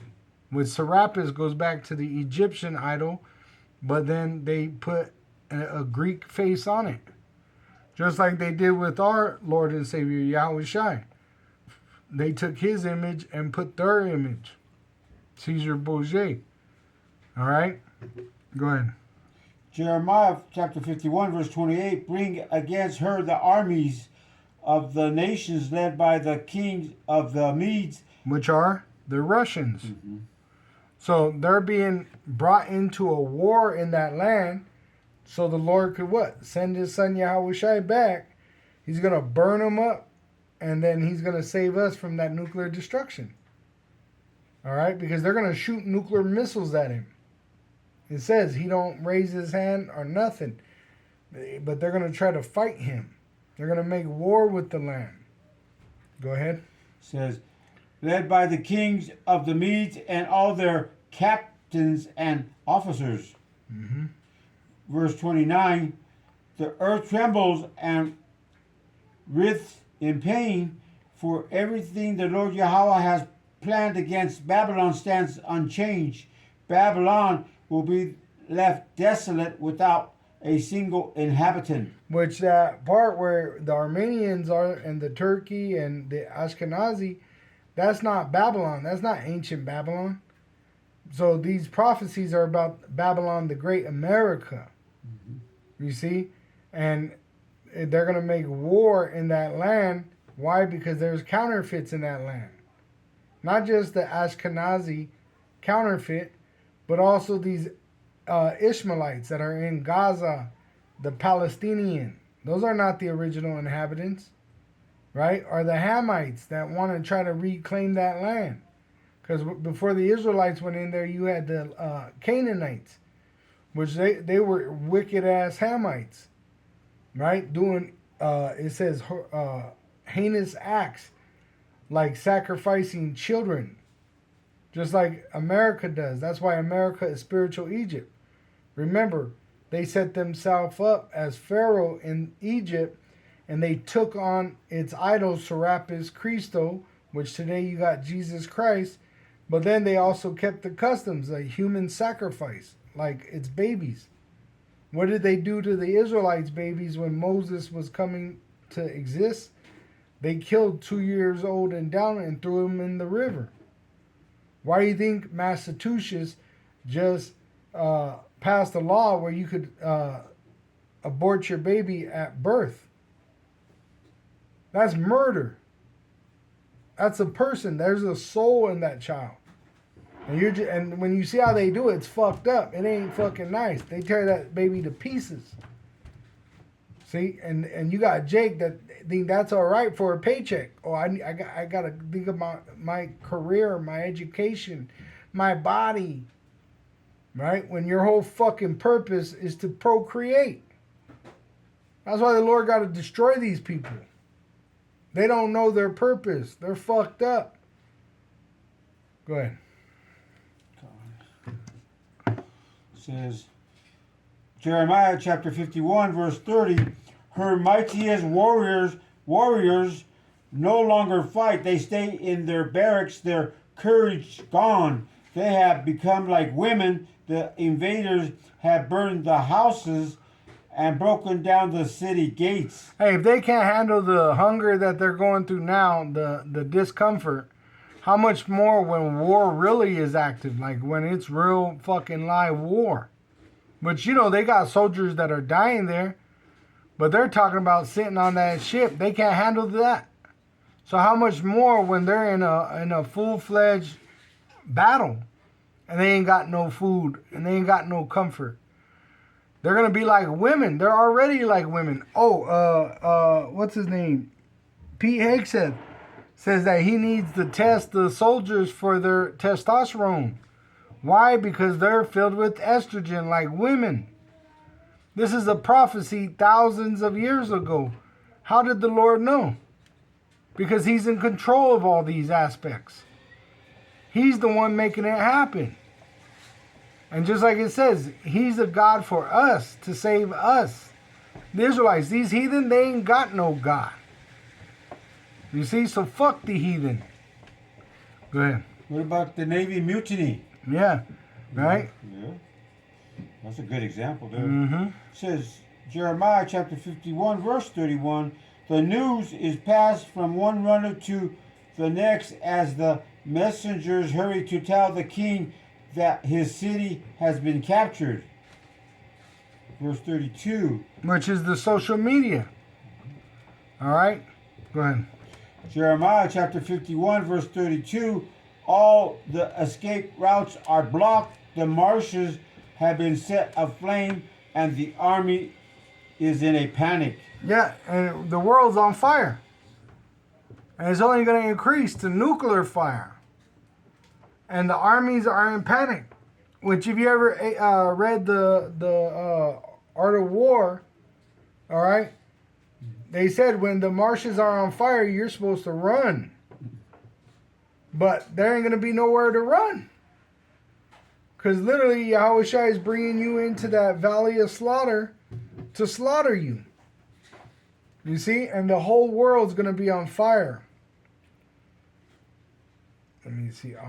Man, I wanted to show that video, but I can't find it. But there's a video of a Jake just recently lifting a car off another man. Mm. And that's the power we have, you know? Mm-hmm. Go ahead. I heard that before. Another story. Jeremiah chapter 51, verse 33. Let me pause you real quick. I got it. Go ahead. This is the book of Jeremiah, chapter 51, verse 33. This is what the Lord Yahweh of heaven's army, the power, Yahweh Hashem Yahshai of Israel says, Babylon is like wheat on a threshing floor, about to be trampled. In just a little while, her harvest will begin. In just a little while, we could see it. And the threshing floor, what it was say you got wheat or some kind of plant that you got to get the seed off of the plant, you would beat it against the ground. And that's what it's going to be with these nuclear missiles. He's going to beat them to dust. All right? And then it says that the Lord cast a great millstone into the sea. Those are the nuclear missiles. The sea is the sea of people. America is known as a melting pot. See? And what's going to happen? America is going to be a heap of dust. Go ahead. Jeremiah chapter 51, verse 34 says, King Nebuchadnezzar of Babylon has eaten and crushed us and drained us of strength. He has swallowed us like a great monster and filled his belly with our riches. He has thrown us out of our own country. Which Nebuchadnezzar was in the past, which he took us into slavery, but he had all these nations against us, like Esau.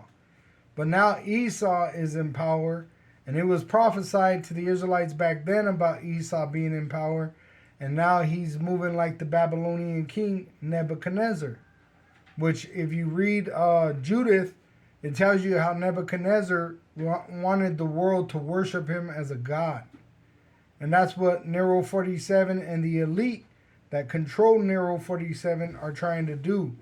They want to be gods. That's why they're telling the world to take a chip so that they could control you. All right. Look, I pulled it up. It says, Art of War, when the marshes are on fire. I wanted to pull that up.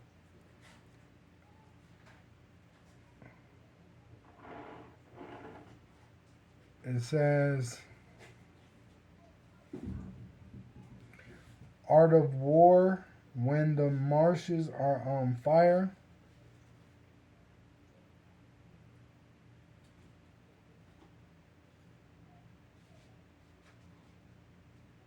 See, it says it is difficult ground. It says, in Sun Tzu's Art of War, marshes and wild fernlands overgrown with weeds and brambles are classified as difficult ground. It says if an enemy's army encamps in such a marshy area during dry or windy conditions, Sun Tzu explicitly warns that they are unique, vulnerable, and can be completely exterminated by fire. See, and that's how America is right now. They're in a difficult place. When they go into that valley of slaughter, it's going to be a difficult place. Fires around the Middle East.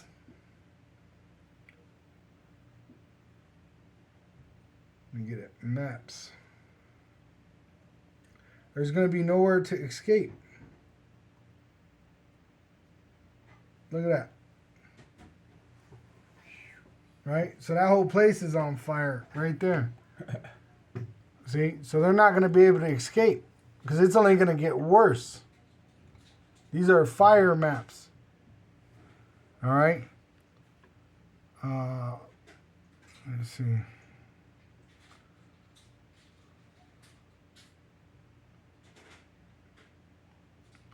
(2026) fire maps of Europe and the Middle East.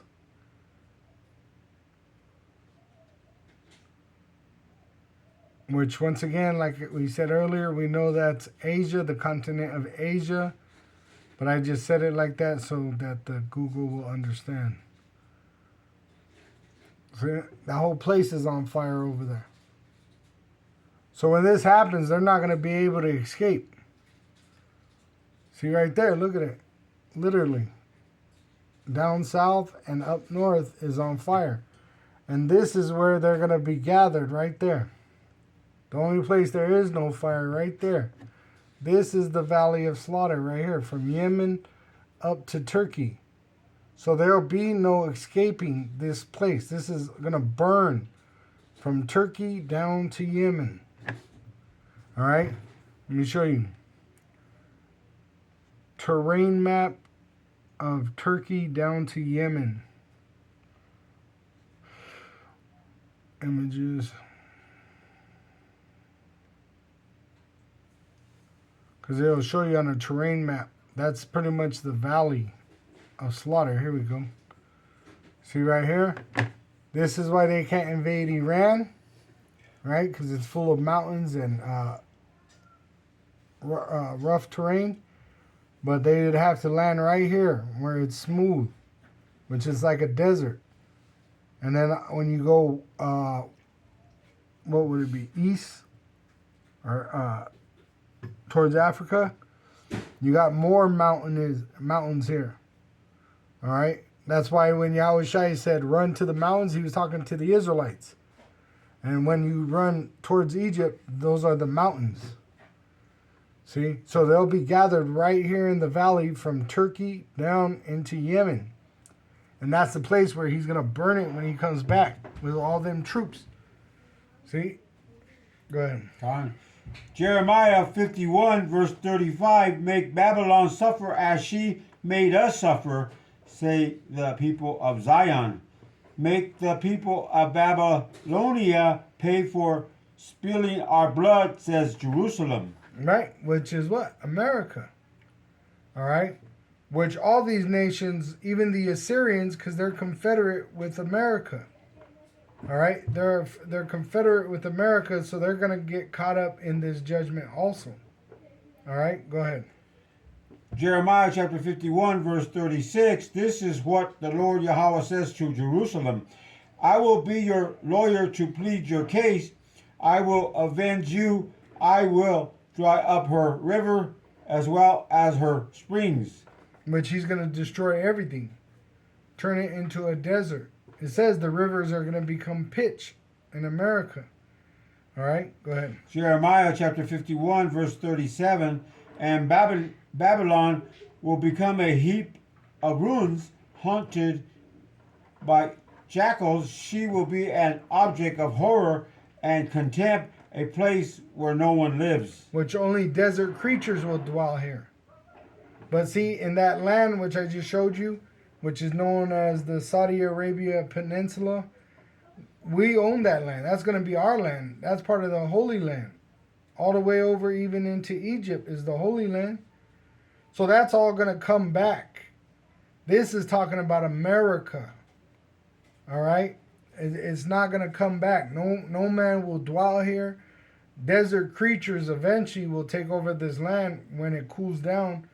Right? Because remember, it's going to burn for a long time and then smoke for a long time. And then once it's cool, it'll be a desert. White sand and yellow brimstone. All right? Jeremiah Good. chapter 51, verse 38. Her people will roar together like strong lions. They will growl like lion cubs. Go ahead and jump to 45. 45. Jeremiah chapter 51, verse 45. Come out, my people. Flee from Babylon. Save yourselves. Run from the Lord's fierce anger. 46. Which you're supposed to run to the Lord. All right? Repent. Go ahead. Jeremiah 51, verse 46. But do not panic. Don't be afraid when you hear the first rumor of approaching forces. For rumors will keep coming year by year. Violence will erupt in the land as the leaders fight against each other. Which Yahushua prophesied of that. Matthew 24 and verse, it says in verse 6, And ye shall hear of wars and rumors of wars. See that ye be not troubled. For all these things must come to pass, but the end is not yet. Because they haven't made the chip mandatory for buying and selling. So the nuclear missiles are not going to destroy America completely. See, that judgment can't come until that prophecy be fulfilled, the implantable microchip.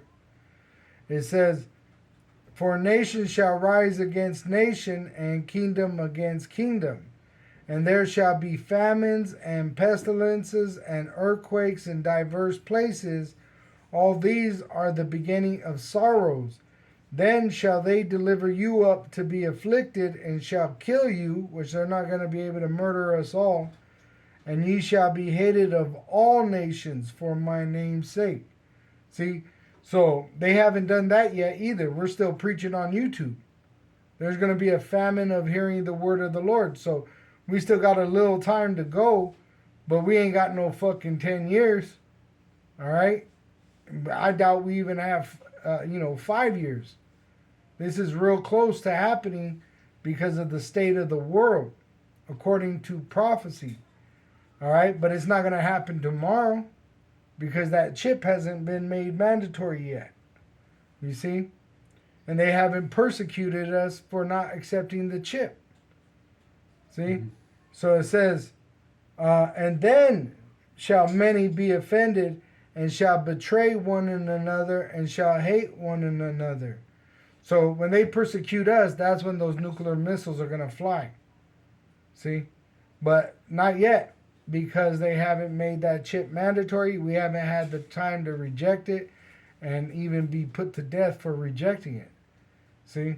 So it's not going to happen tomorrow. But it says not to tarry in repenting to the Lord. Don't wait. Don't wait, because really he comes in an hour unexpected. Okay? And repenting, it says, study to show thyself approved, when you read the breakdown of that word, it means to hastily study so you understand the truth. Because we're going to come into a time of persecution, and you got to have the oil to understand what's happening so that you're not persuaded through deception. All right? That's what even Apostle Paul said in Hebrews 8 and verse... No, it's not 8. Let me see. Persuaded. Let's see.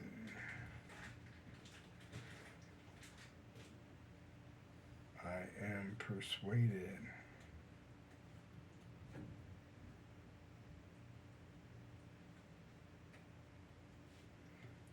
I am persuaded, KJV. Romans 8:38, yeah. That's what I thought. Yeah, Romans 8. Oh, I was in Hebrews 8, my bad. Romans 8.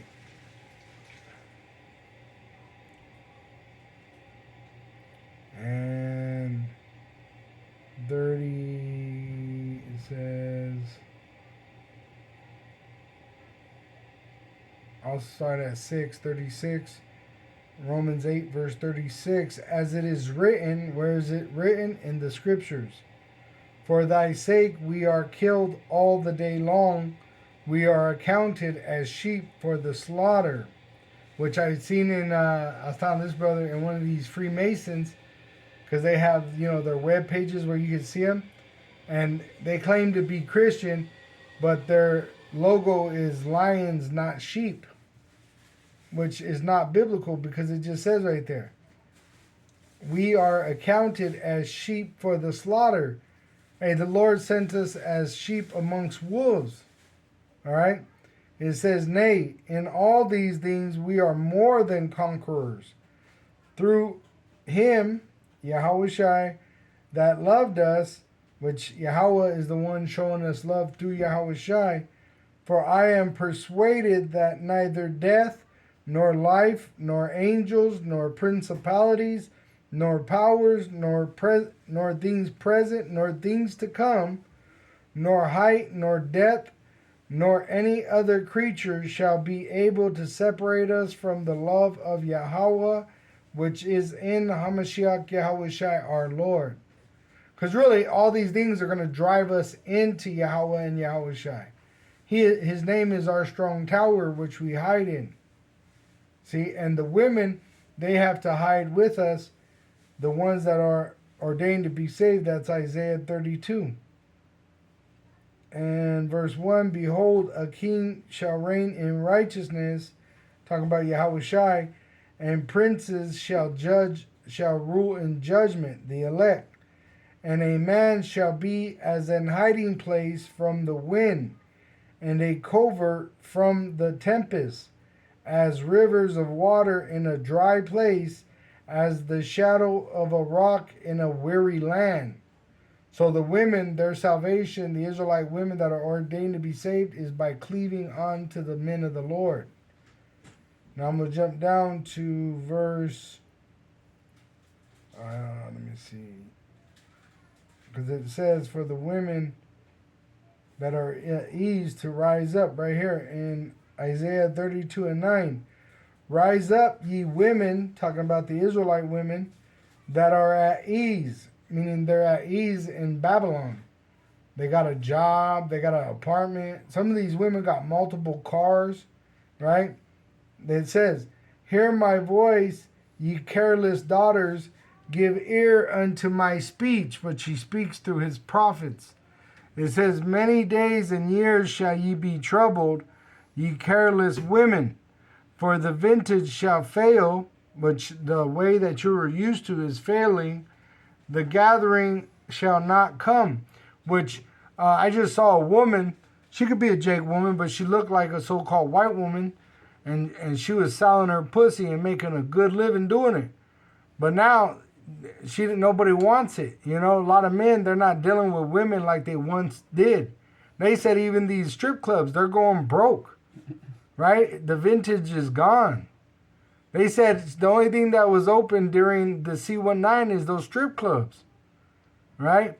But this time, guess what? A lot of these strippers, they're not making it no more. People don't have the money to spend like they did, right? So they showed a video on it, and the channel is called Destro, and he puts clips together, and the woman was saying, let me see, I'll pull it up for you because it's heavy. She says, I'll do whatever you want. That's what these women are going to do. Because they're used to living in comfort, having more money than they know what to do with, right?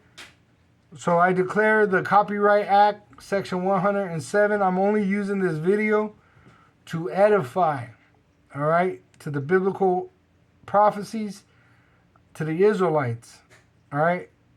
I'm not making no money on these videos. We're not using it for money of profit of any kind, but to prophesy. All right? So hopefully the brother don't, because it's a Jake that puts these videos together. Hopefully he don't flag our channel. Is it for education? Educational purposes. Let me get it. And I need support. What happens when a woman who built her survival on selling sex wakes up one day to discover the buyers are gone? It's amazing how many people propose men being the solution. I don't need no man. I don't need no man. When the income disappears, the lifestyle collapses, and the illusion of endless demand finally comes to an end. What's left behind? In tonight's story, the attention fades, the money dries up, and the road that once paid her bills leads somewhere far darker: homelessness. I am pretty much self-obsessed, and like a man can't really do much to compliment my life. A man can't really do much to compliment my life. Which is that pride, right? They're saying a man can't do nothing to compliment my life. Because guess what? She had money, she had cars, she had a place, she had her fame, right? She could do whatever the fuck she want to do, sleep with whoever she want. But guess what? All that shit drying up, just as it was prophesied. We'll go to anywhere in the country. I have enough money to get myself to you and to feed myself and be responsible for myself like that. I just don't have rent money. Hide the money, y'all. That poor people rap. I just need to take care of myself for a little while and to sit my ass down and record maybe some music or not. I'll shut up. Whatever you want me to do. I'll shut up. Whatever you want me to do. Help me. I'll let you do whatever you want. I just don't want to go to a... See? So we're coming to that time. See? And it was prophesied. That's my point. Is this was prophesied. And a lot of these women are going to die. All right? Because that's the only answer for these careless women. So Isaiah 32:10, many days and years shall be troubled, which we're at the end, so there's not many years left. It says, ye careless women, for the vintage shall fail. Which when you remember in like 1950s, these women were married with children.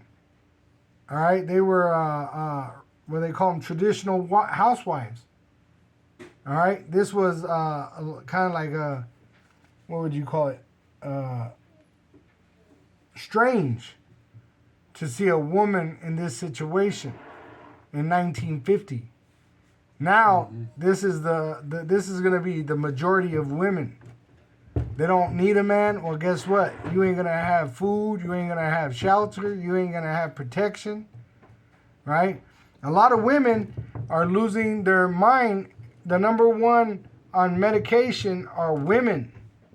Starting with the so-called white woman. You can look it up. It's in the freaking medical records. All right? It says, for the vintage shall fail, the gathering shall not come, which there's no more money. It says, tremble ye women, and this is really for the Israelite women, no matter what you look like, that are at ease. Be troubled, which a lot of women are starting to be troubled at these signs, right? The war, the famine that's about to happen. the diesel shortage. Hey, I was watching that movie yesterday, Trafficking. I looked it up. How many women were trafficked in 2026? They said it's about 46 million women and children. See? It says, be troubled, ye careless ones. Strip you and make you bare, and gird sackcloth upon your loins. They shall lament for the teats, for the pleasant fields, for the fruitful vine. Upon the land of my people shall come up thorns and briars. Yea, upon all the houses of joy in the joyous city. Because the palaces shall be forsaken, the multitude of the city shall be left, the forts and towers shall be for dens forever, a joy of wild asses, a pasture of flocks. See, so America, which one time you had these so-called independent women, right, roaming the streets. I don't need a man. They counting dollars from strip clubs, going to college, right, doing all this shit. And guess what? Eventually, this land is going to be a desert filled with desert creatures. No man shall dwell here. That's why it's going to be like, what happened to this place? Nuclear missiles, right? Nuclear missiles. And that's coming, but soon you're going to be in plagues of famine, death, and then nuclear destruction. All right? And that comes after that implantable microchip is made mandatory for buying and selling. And a lot of these women, they're going to take it to try to save their life and lose their life. All right? Go ahead. You got Go ahead. This is Jeremiah chapter 51, verse 47. For the time is surely coming when I will punish this great city and all her idols. Her whole land will be disgraced, and her dead will lie in the streets. Right, which it says that's what they did to us in the past. Pretty much they left our bodies in the open, and the animals would eat off our body. And that's going to happen to this place. It says the bodies are going to be like shit, piles of shit. But when the nuclear missiles hit, there'll be nothing, just dust. You see? So go to Joel 3 real quick. Joel 3. And go ahead and go into KJV. 3, Joel 3, KJV. Okay, verse 1. Let's see. In fact, it's 2. Joel 2. Is it Joel 3? Joel 2. 2. And 1. Oops. You go to KJV. We'll finish real quick with this. Joel 2, verse 1. KJV. Mm-hmm. Says, the book of Joel, chapter 2, verse 1, KJV, the terrible visitation was about, but says, blow ye the trumpet in Zion, and sound an alarm in my holy mountain. Let all the inhabitants of the land tremble, for the day of the Lord Yahweh cometh, for it is nigh at hand. See, so we're prophesying to the Israelites, all right, throughout the world on the internet, right, telling you about this dreadful day when Yahweh is going to have Yahweh Shai come, and with his coming, nuclear destruction of America, he's going to avenge us on this great whore and save us. Go ahead. So this is Joel chapter 2, verse 2. A day of darkness and of gloominess, a day of clouds and of thick darkness, as the morning spread upon the mountains, a great people and a strong. And it says, there hath not been ever the like, neither shall be any more after it, even to the years of many generations. Talking about those nuclear missiles. They're like a people. That's how many there are. All right? And when they're standing up, they're like as tall as a man. All right? Those nuclear warheads. They weigh a talent. Pretty much the weight of a man. So he's talking about those nuclear missiles. this is the war that ends all wars. There'll be no war like this ever again. All right? There'll be no time like this ever again in history. Never again. Go ahead. Joel chapter 2, verse 3. A fire devoureth before them, Which is the nuclear warheads. They're like teeth. Go ahead. and behind them a flame burneth. The land is as the garden of Eden before them, and behind them a desolate wilderness, yea, and nothing shall escape them. But the elect, see, and the fire behind them is the how it's projected, right? They got the fuel. They say it's nuclear powered, but it shoots them into the outer space, so-called atmosphere, and it's intercontinental ballistic missile. There's fire in the tip, fire in the end, and like it says right here in America, right? You got trees, you got Walmarts, you got fucking all these different things. You got parks, you got man, woman, child, right? But guess what? When these nuclear missiles hit, you ain't gonna have shit here. There ain't gonna be nothing. It says nothing. No man shall dwell here. But eventually, when it cools down, desert creatures will take over this land. All right, go ahead. Joel chapter 2, verse 4. The appearance of them is as the appearance of horses, and as horsemen, so shall they run. Because they're armored. The outer shell of that missile, it's armor, like a soldier being armored, or the horse in armor. Go ahead. Joel chapter 2, verse 5. Like the noise of chariots on the tops of mountains shall they leap, like the noise of a flame of fire that devoureth the stubble, as a strong people set in battle array. Which, when you hear them get shot off, they're like, right? And they freaking take off into the air, but they're controlled, they're guided, all right? And they're not going to pretty much miss their target, all right? Go ahead. Joel chapter 2, verse 6. Before their face the people shall be much pained. All faces shall gather blackness. Which there's going to be plagues before these things. But when they hear those warnings of these nuclear missiles coming, and it's going to look like stars falling from the heavens, they're going to be fucked up in their mind. Their stomach is going to drop. Their heart is going to be in their throat. All right, go ahead. Joel chapter 2, verse 7. They shall run like mighty men. They shall climb the wall like men of war. And they shall march everyone on his ways, and they shall not break their ranks. Now go to 18. 18. Yeah. This is Joel chapter 2 at verse 18. Reads, Then will the Lord Yahweh be jealous for his land and pity his people. Which he want to put us back in our land, which he gave to us, our forefathers, Abraham, Isaac, and Jacob.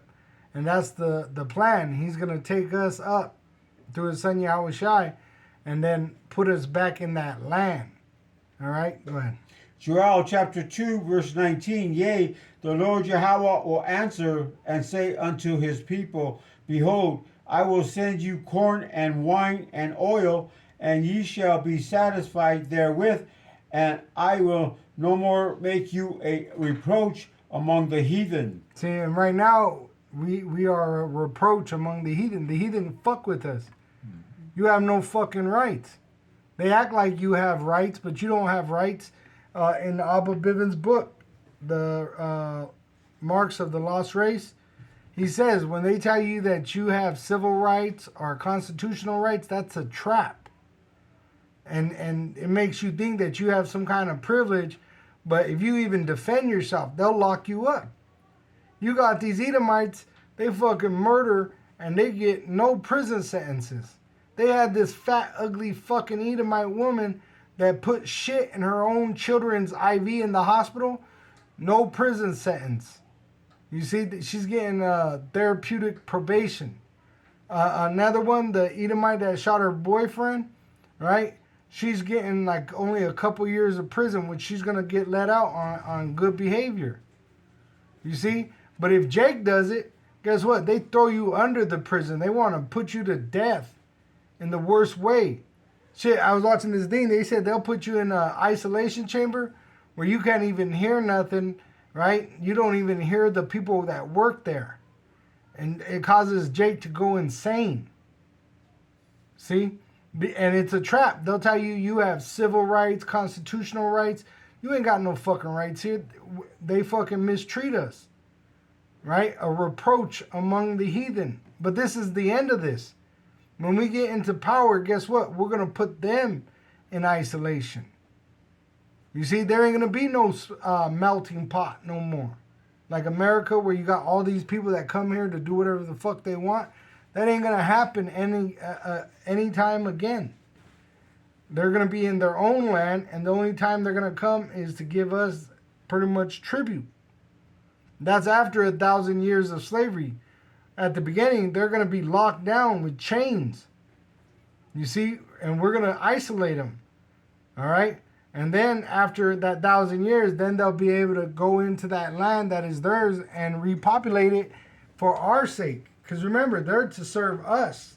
They exist to serve us. But because we sin, we're the reproach among the heathen right now. Good.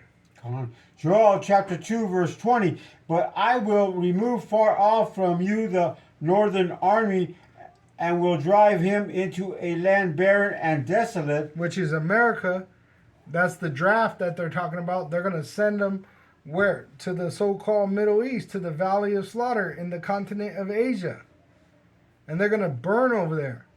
Go ahead.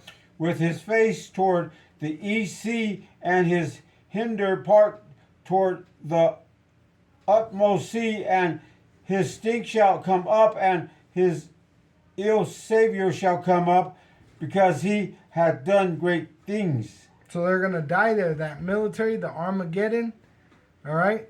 The Northern Army is talking about America, and they're going to go and fight in that land with Russia and these other nations, and then Yahushua is going to show up and melt them all there, all them troops.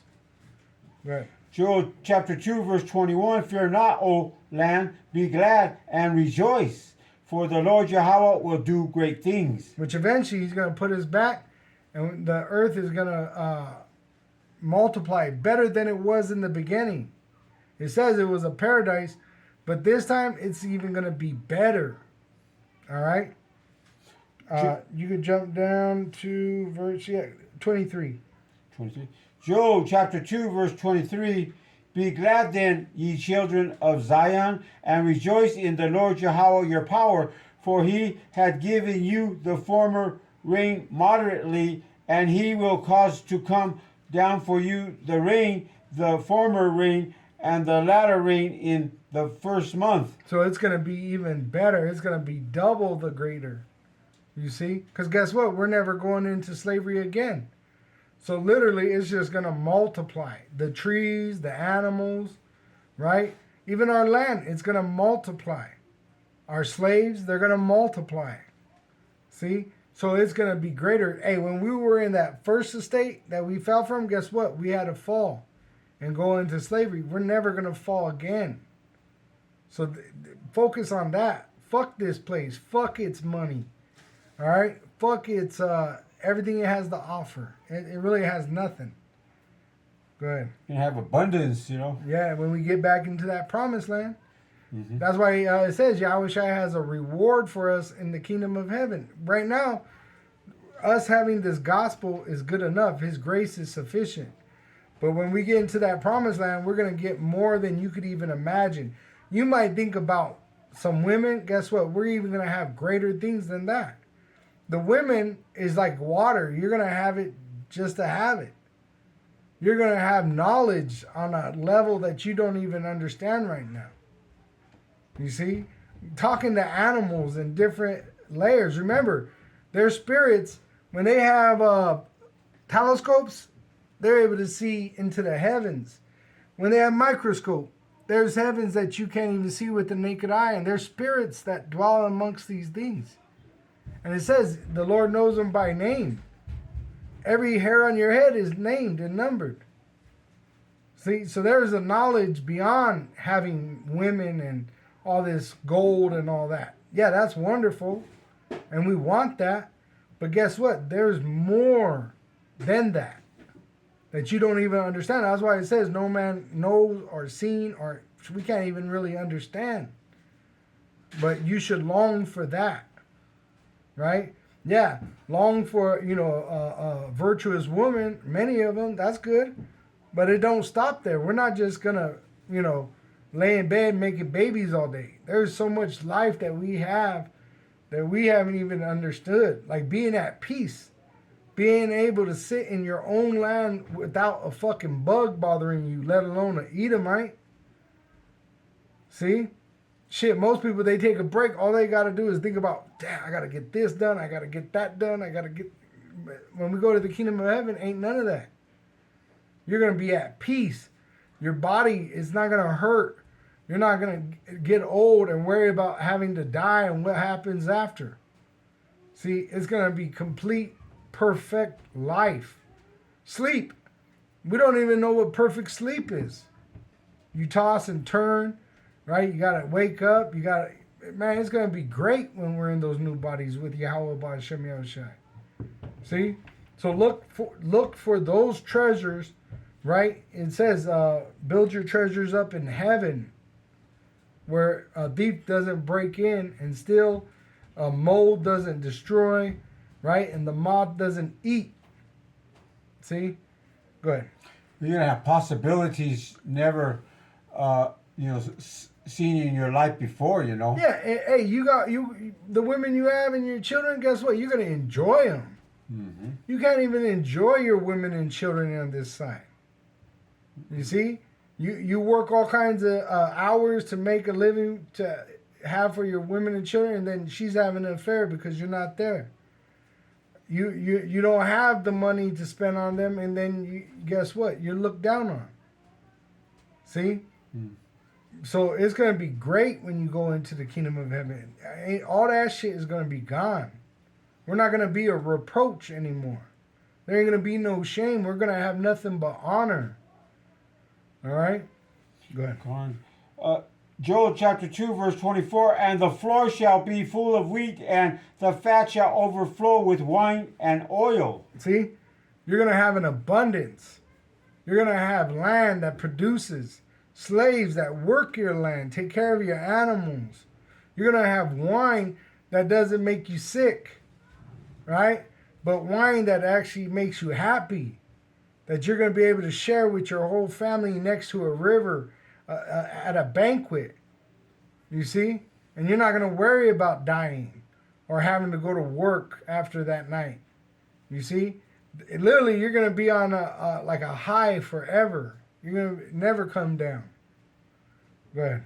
Joel chapter 2, verse 25, and I will restore to you the years that the locust hath eaten, the cankerworm, and the caterpillar, and the palmer worm, my great army which I sent among you. Which everything that, like it says, in one day in the kingdom of heaven, you're gonna forget this place. That's why really there's gonna be a monument of judgment, America, the desert, because really we're gonna be living so good you won't even remember the judgment.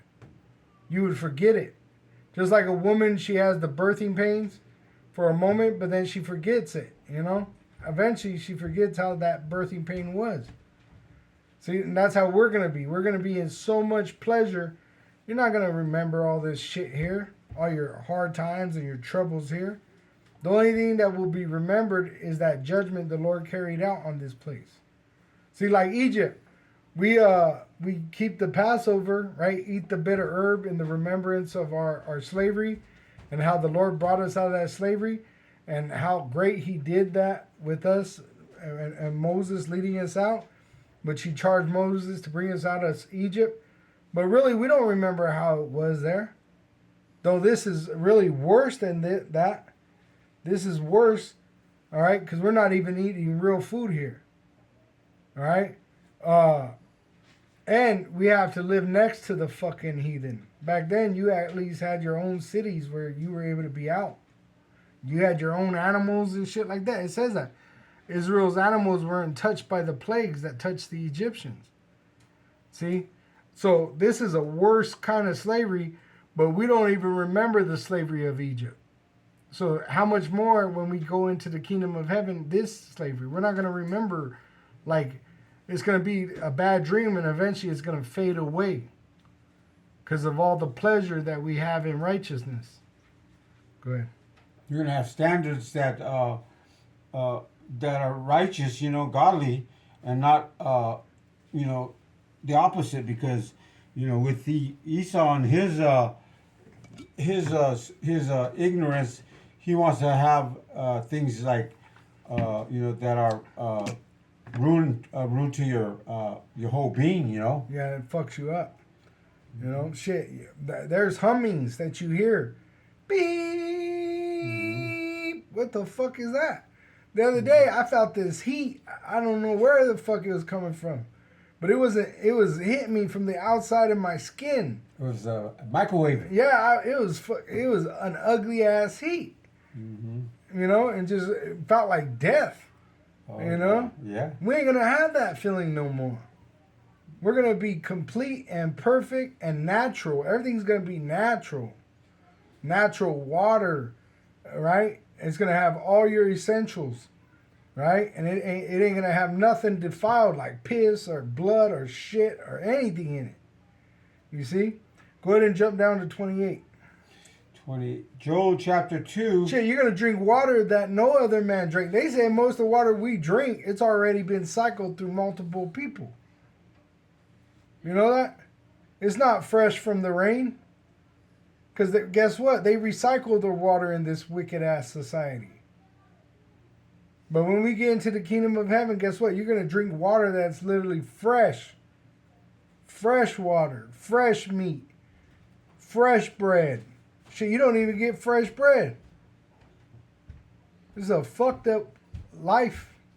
But it's going to be blessed at the end when we go into the kingdom of heaven.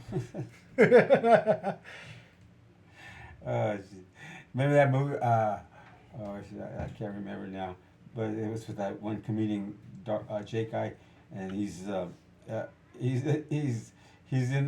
right there by the king, and the king is over there putting his hands in the peas. You want some peas? Oh, you served him like that? Yeah, I remember that. Oh, I think that's the Black Knight. Yeah. Yeah, with Mark. That's so crazy. Yeah, Martin Lawrence. He freaking has his dog right there by him. Licking his fingers. Oh, man. This is Joel chapter 2, verse 28, and it reads, "And it shall come to pass afterward that I will pour out my spirit upon all flesh, and your sons and your daughters shall prophesy, your old men shall dream dreams, your young men shall see visions." But we're really we're having these things. These videos that the brothers put together with AI, those are actual visions that we're seeing of the future. And I seen this one brother's video, and it was heavy. He just put it out today, I think it was. And it was heavy because it showed the Northern Kingdom and Southern Kingdom and the children running with the lions. And that's something that we don't even understand in these bodies, because we're on such a low level. We're under the wicked. Let me see. I know I just played it today. Go to my history, but I'll just play that little piece real quick, because those videos are visions of things that we're gonna actually do in the future. All right, let me see.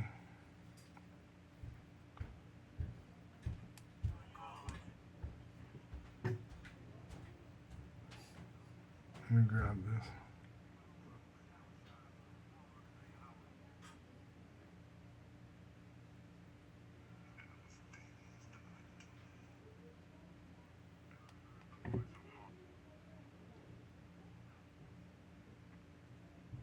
And it's like he was sleeping and then he wakes up. It's heavy. It's a heavy vision that he had.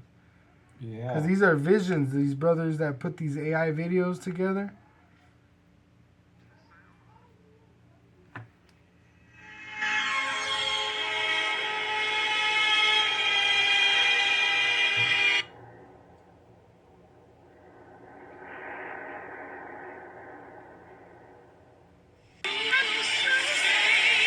This entire universe force belongs to you, my son.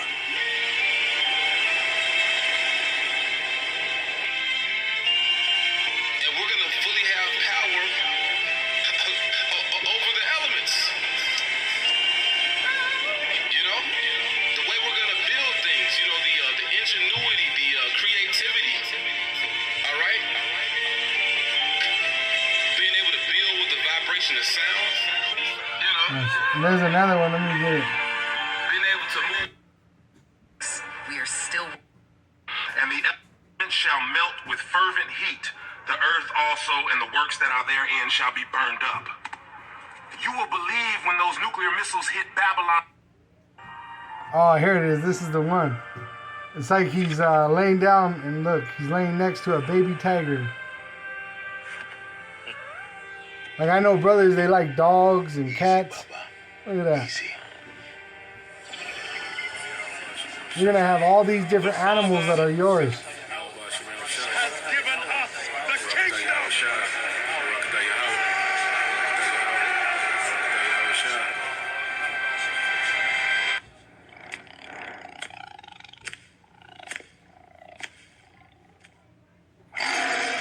Everything the light touches is our kingdom.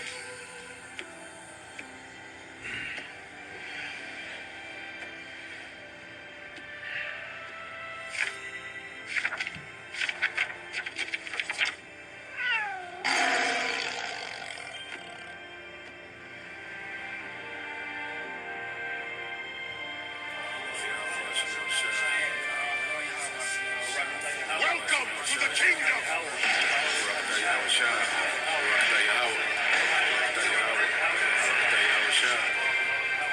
See?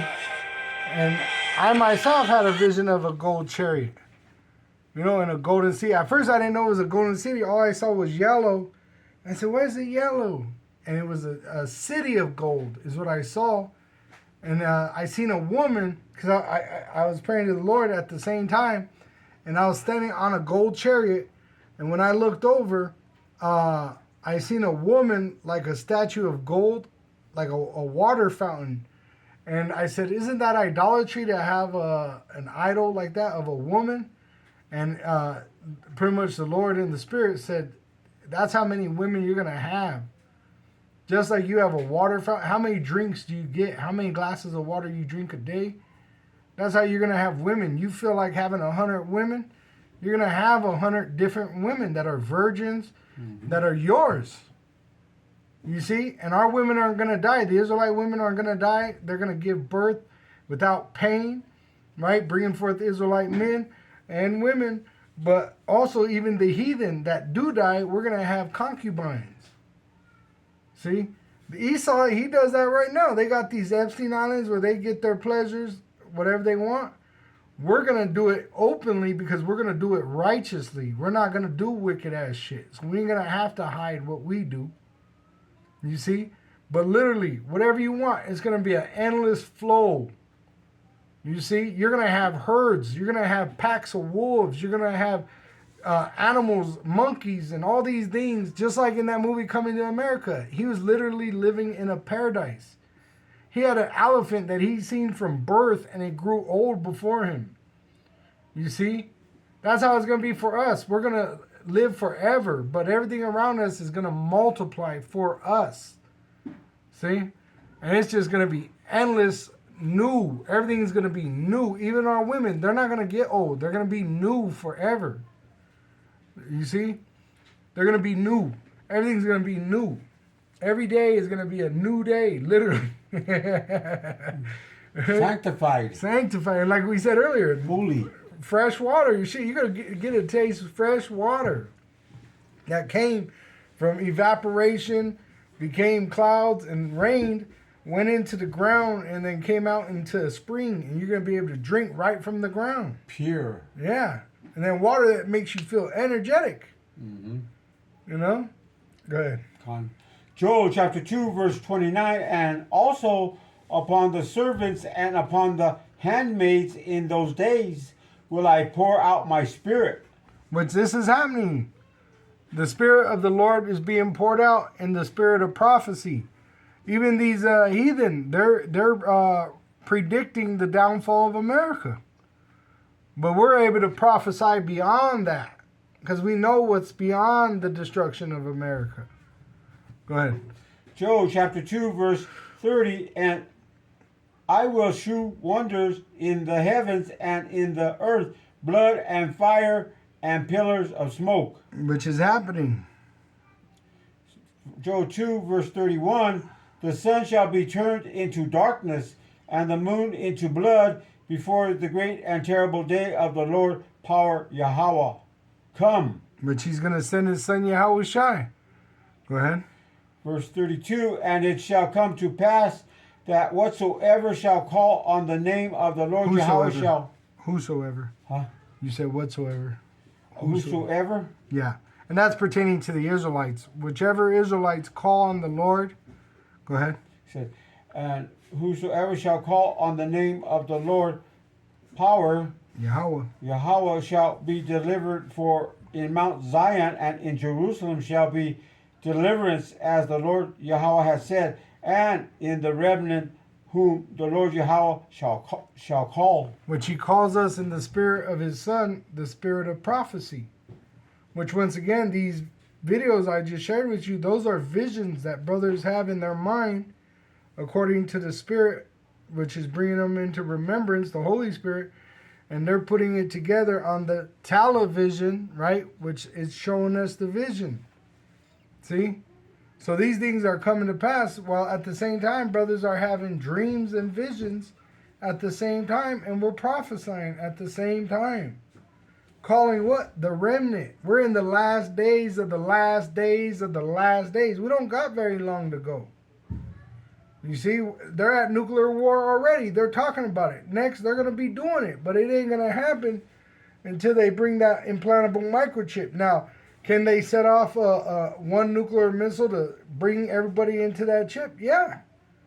But America is not going to be completely turned into a lake of fire until that chip is made mandatory. The implantable microchip, the mark of the beast.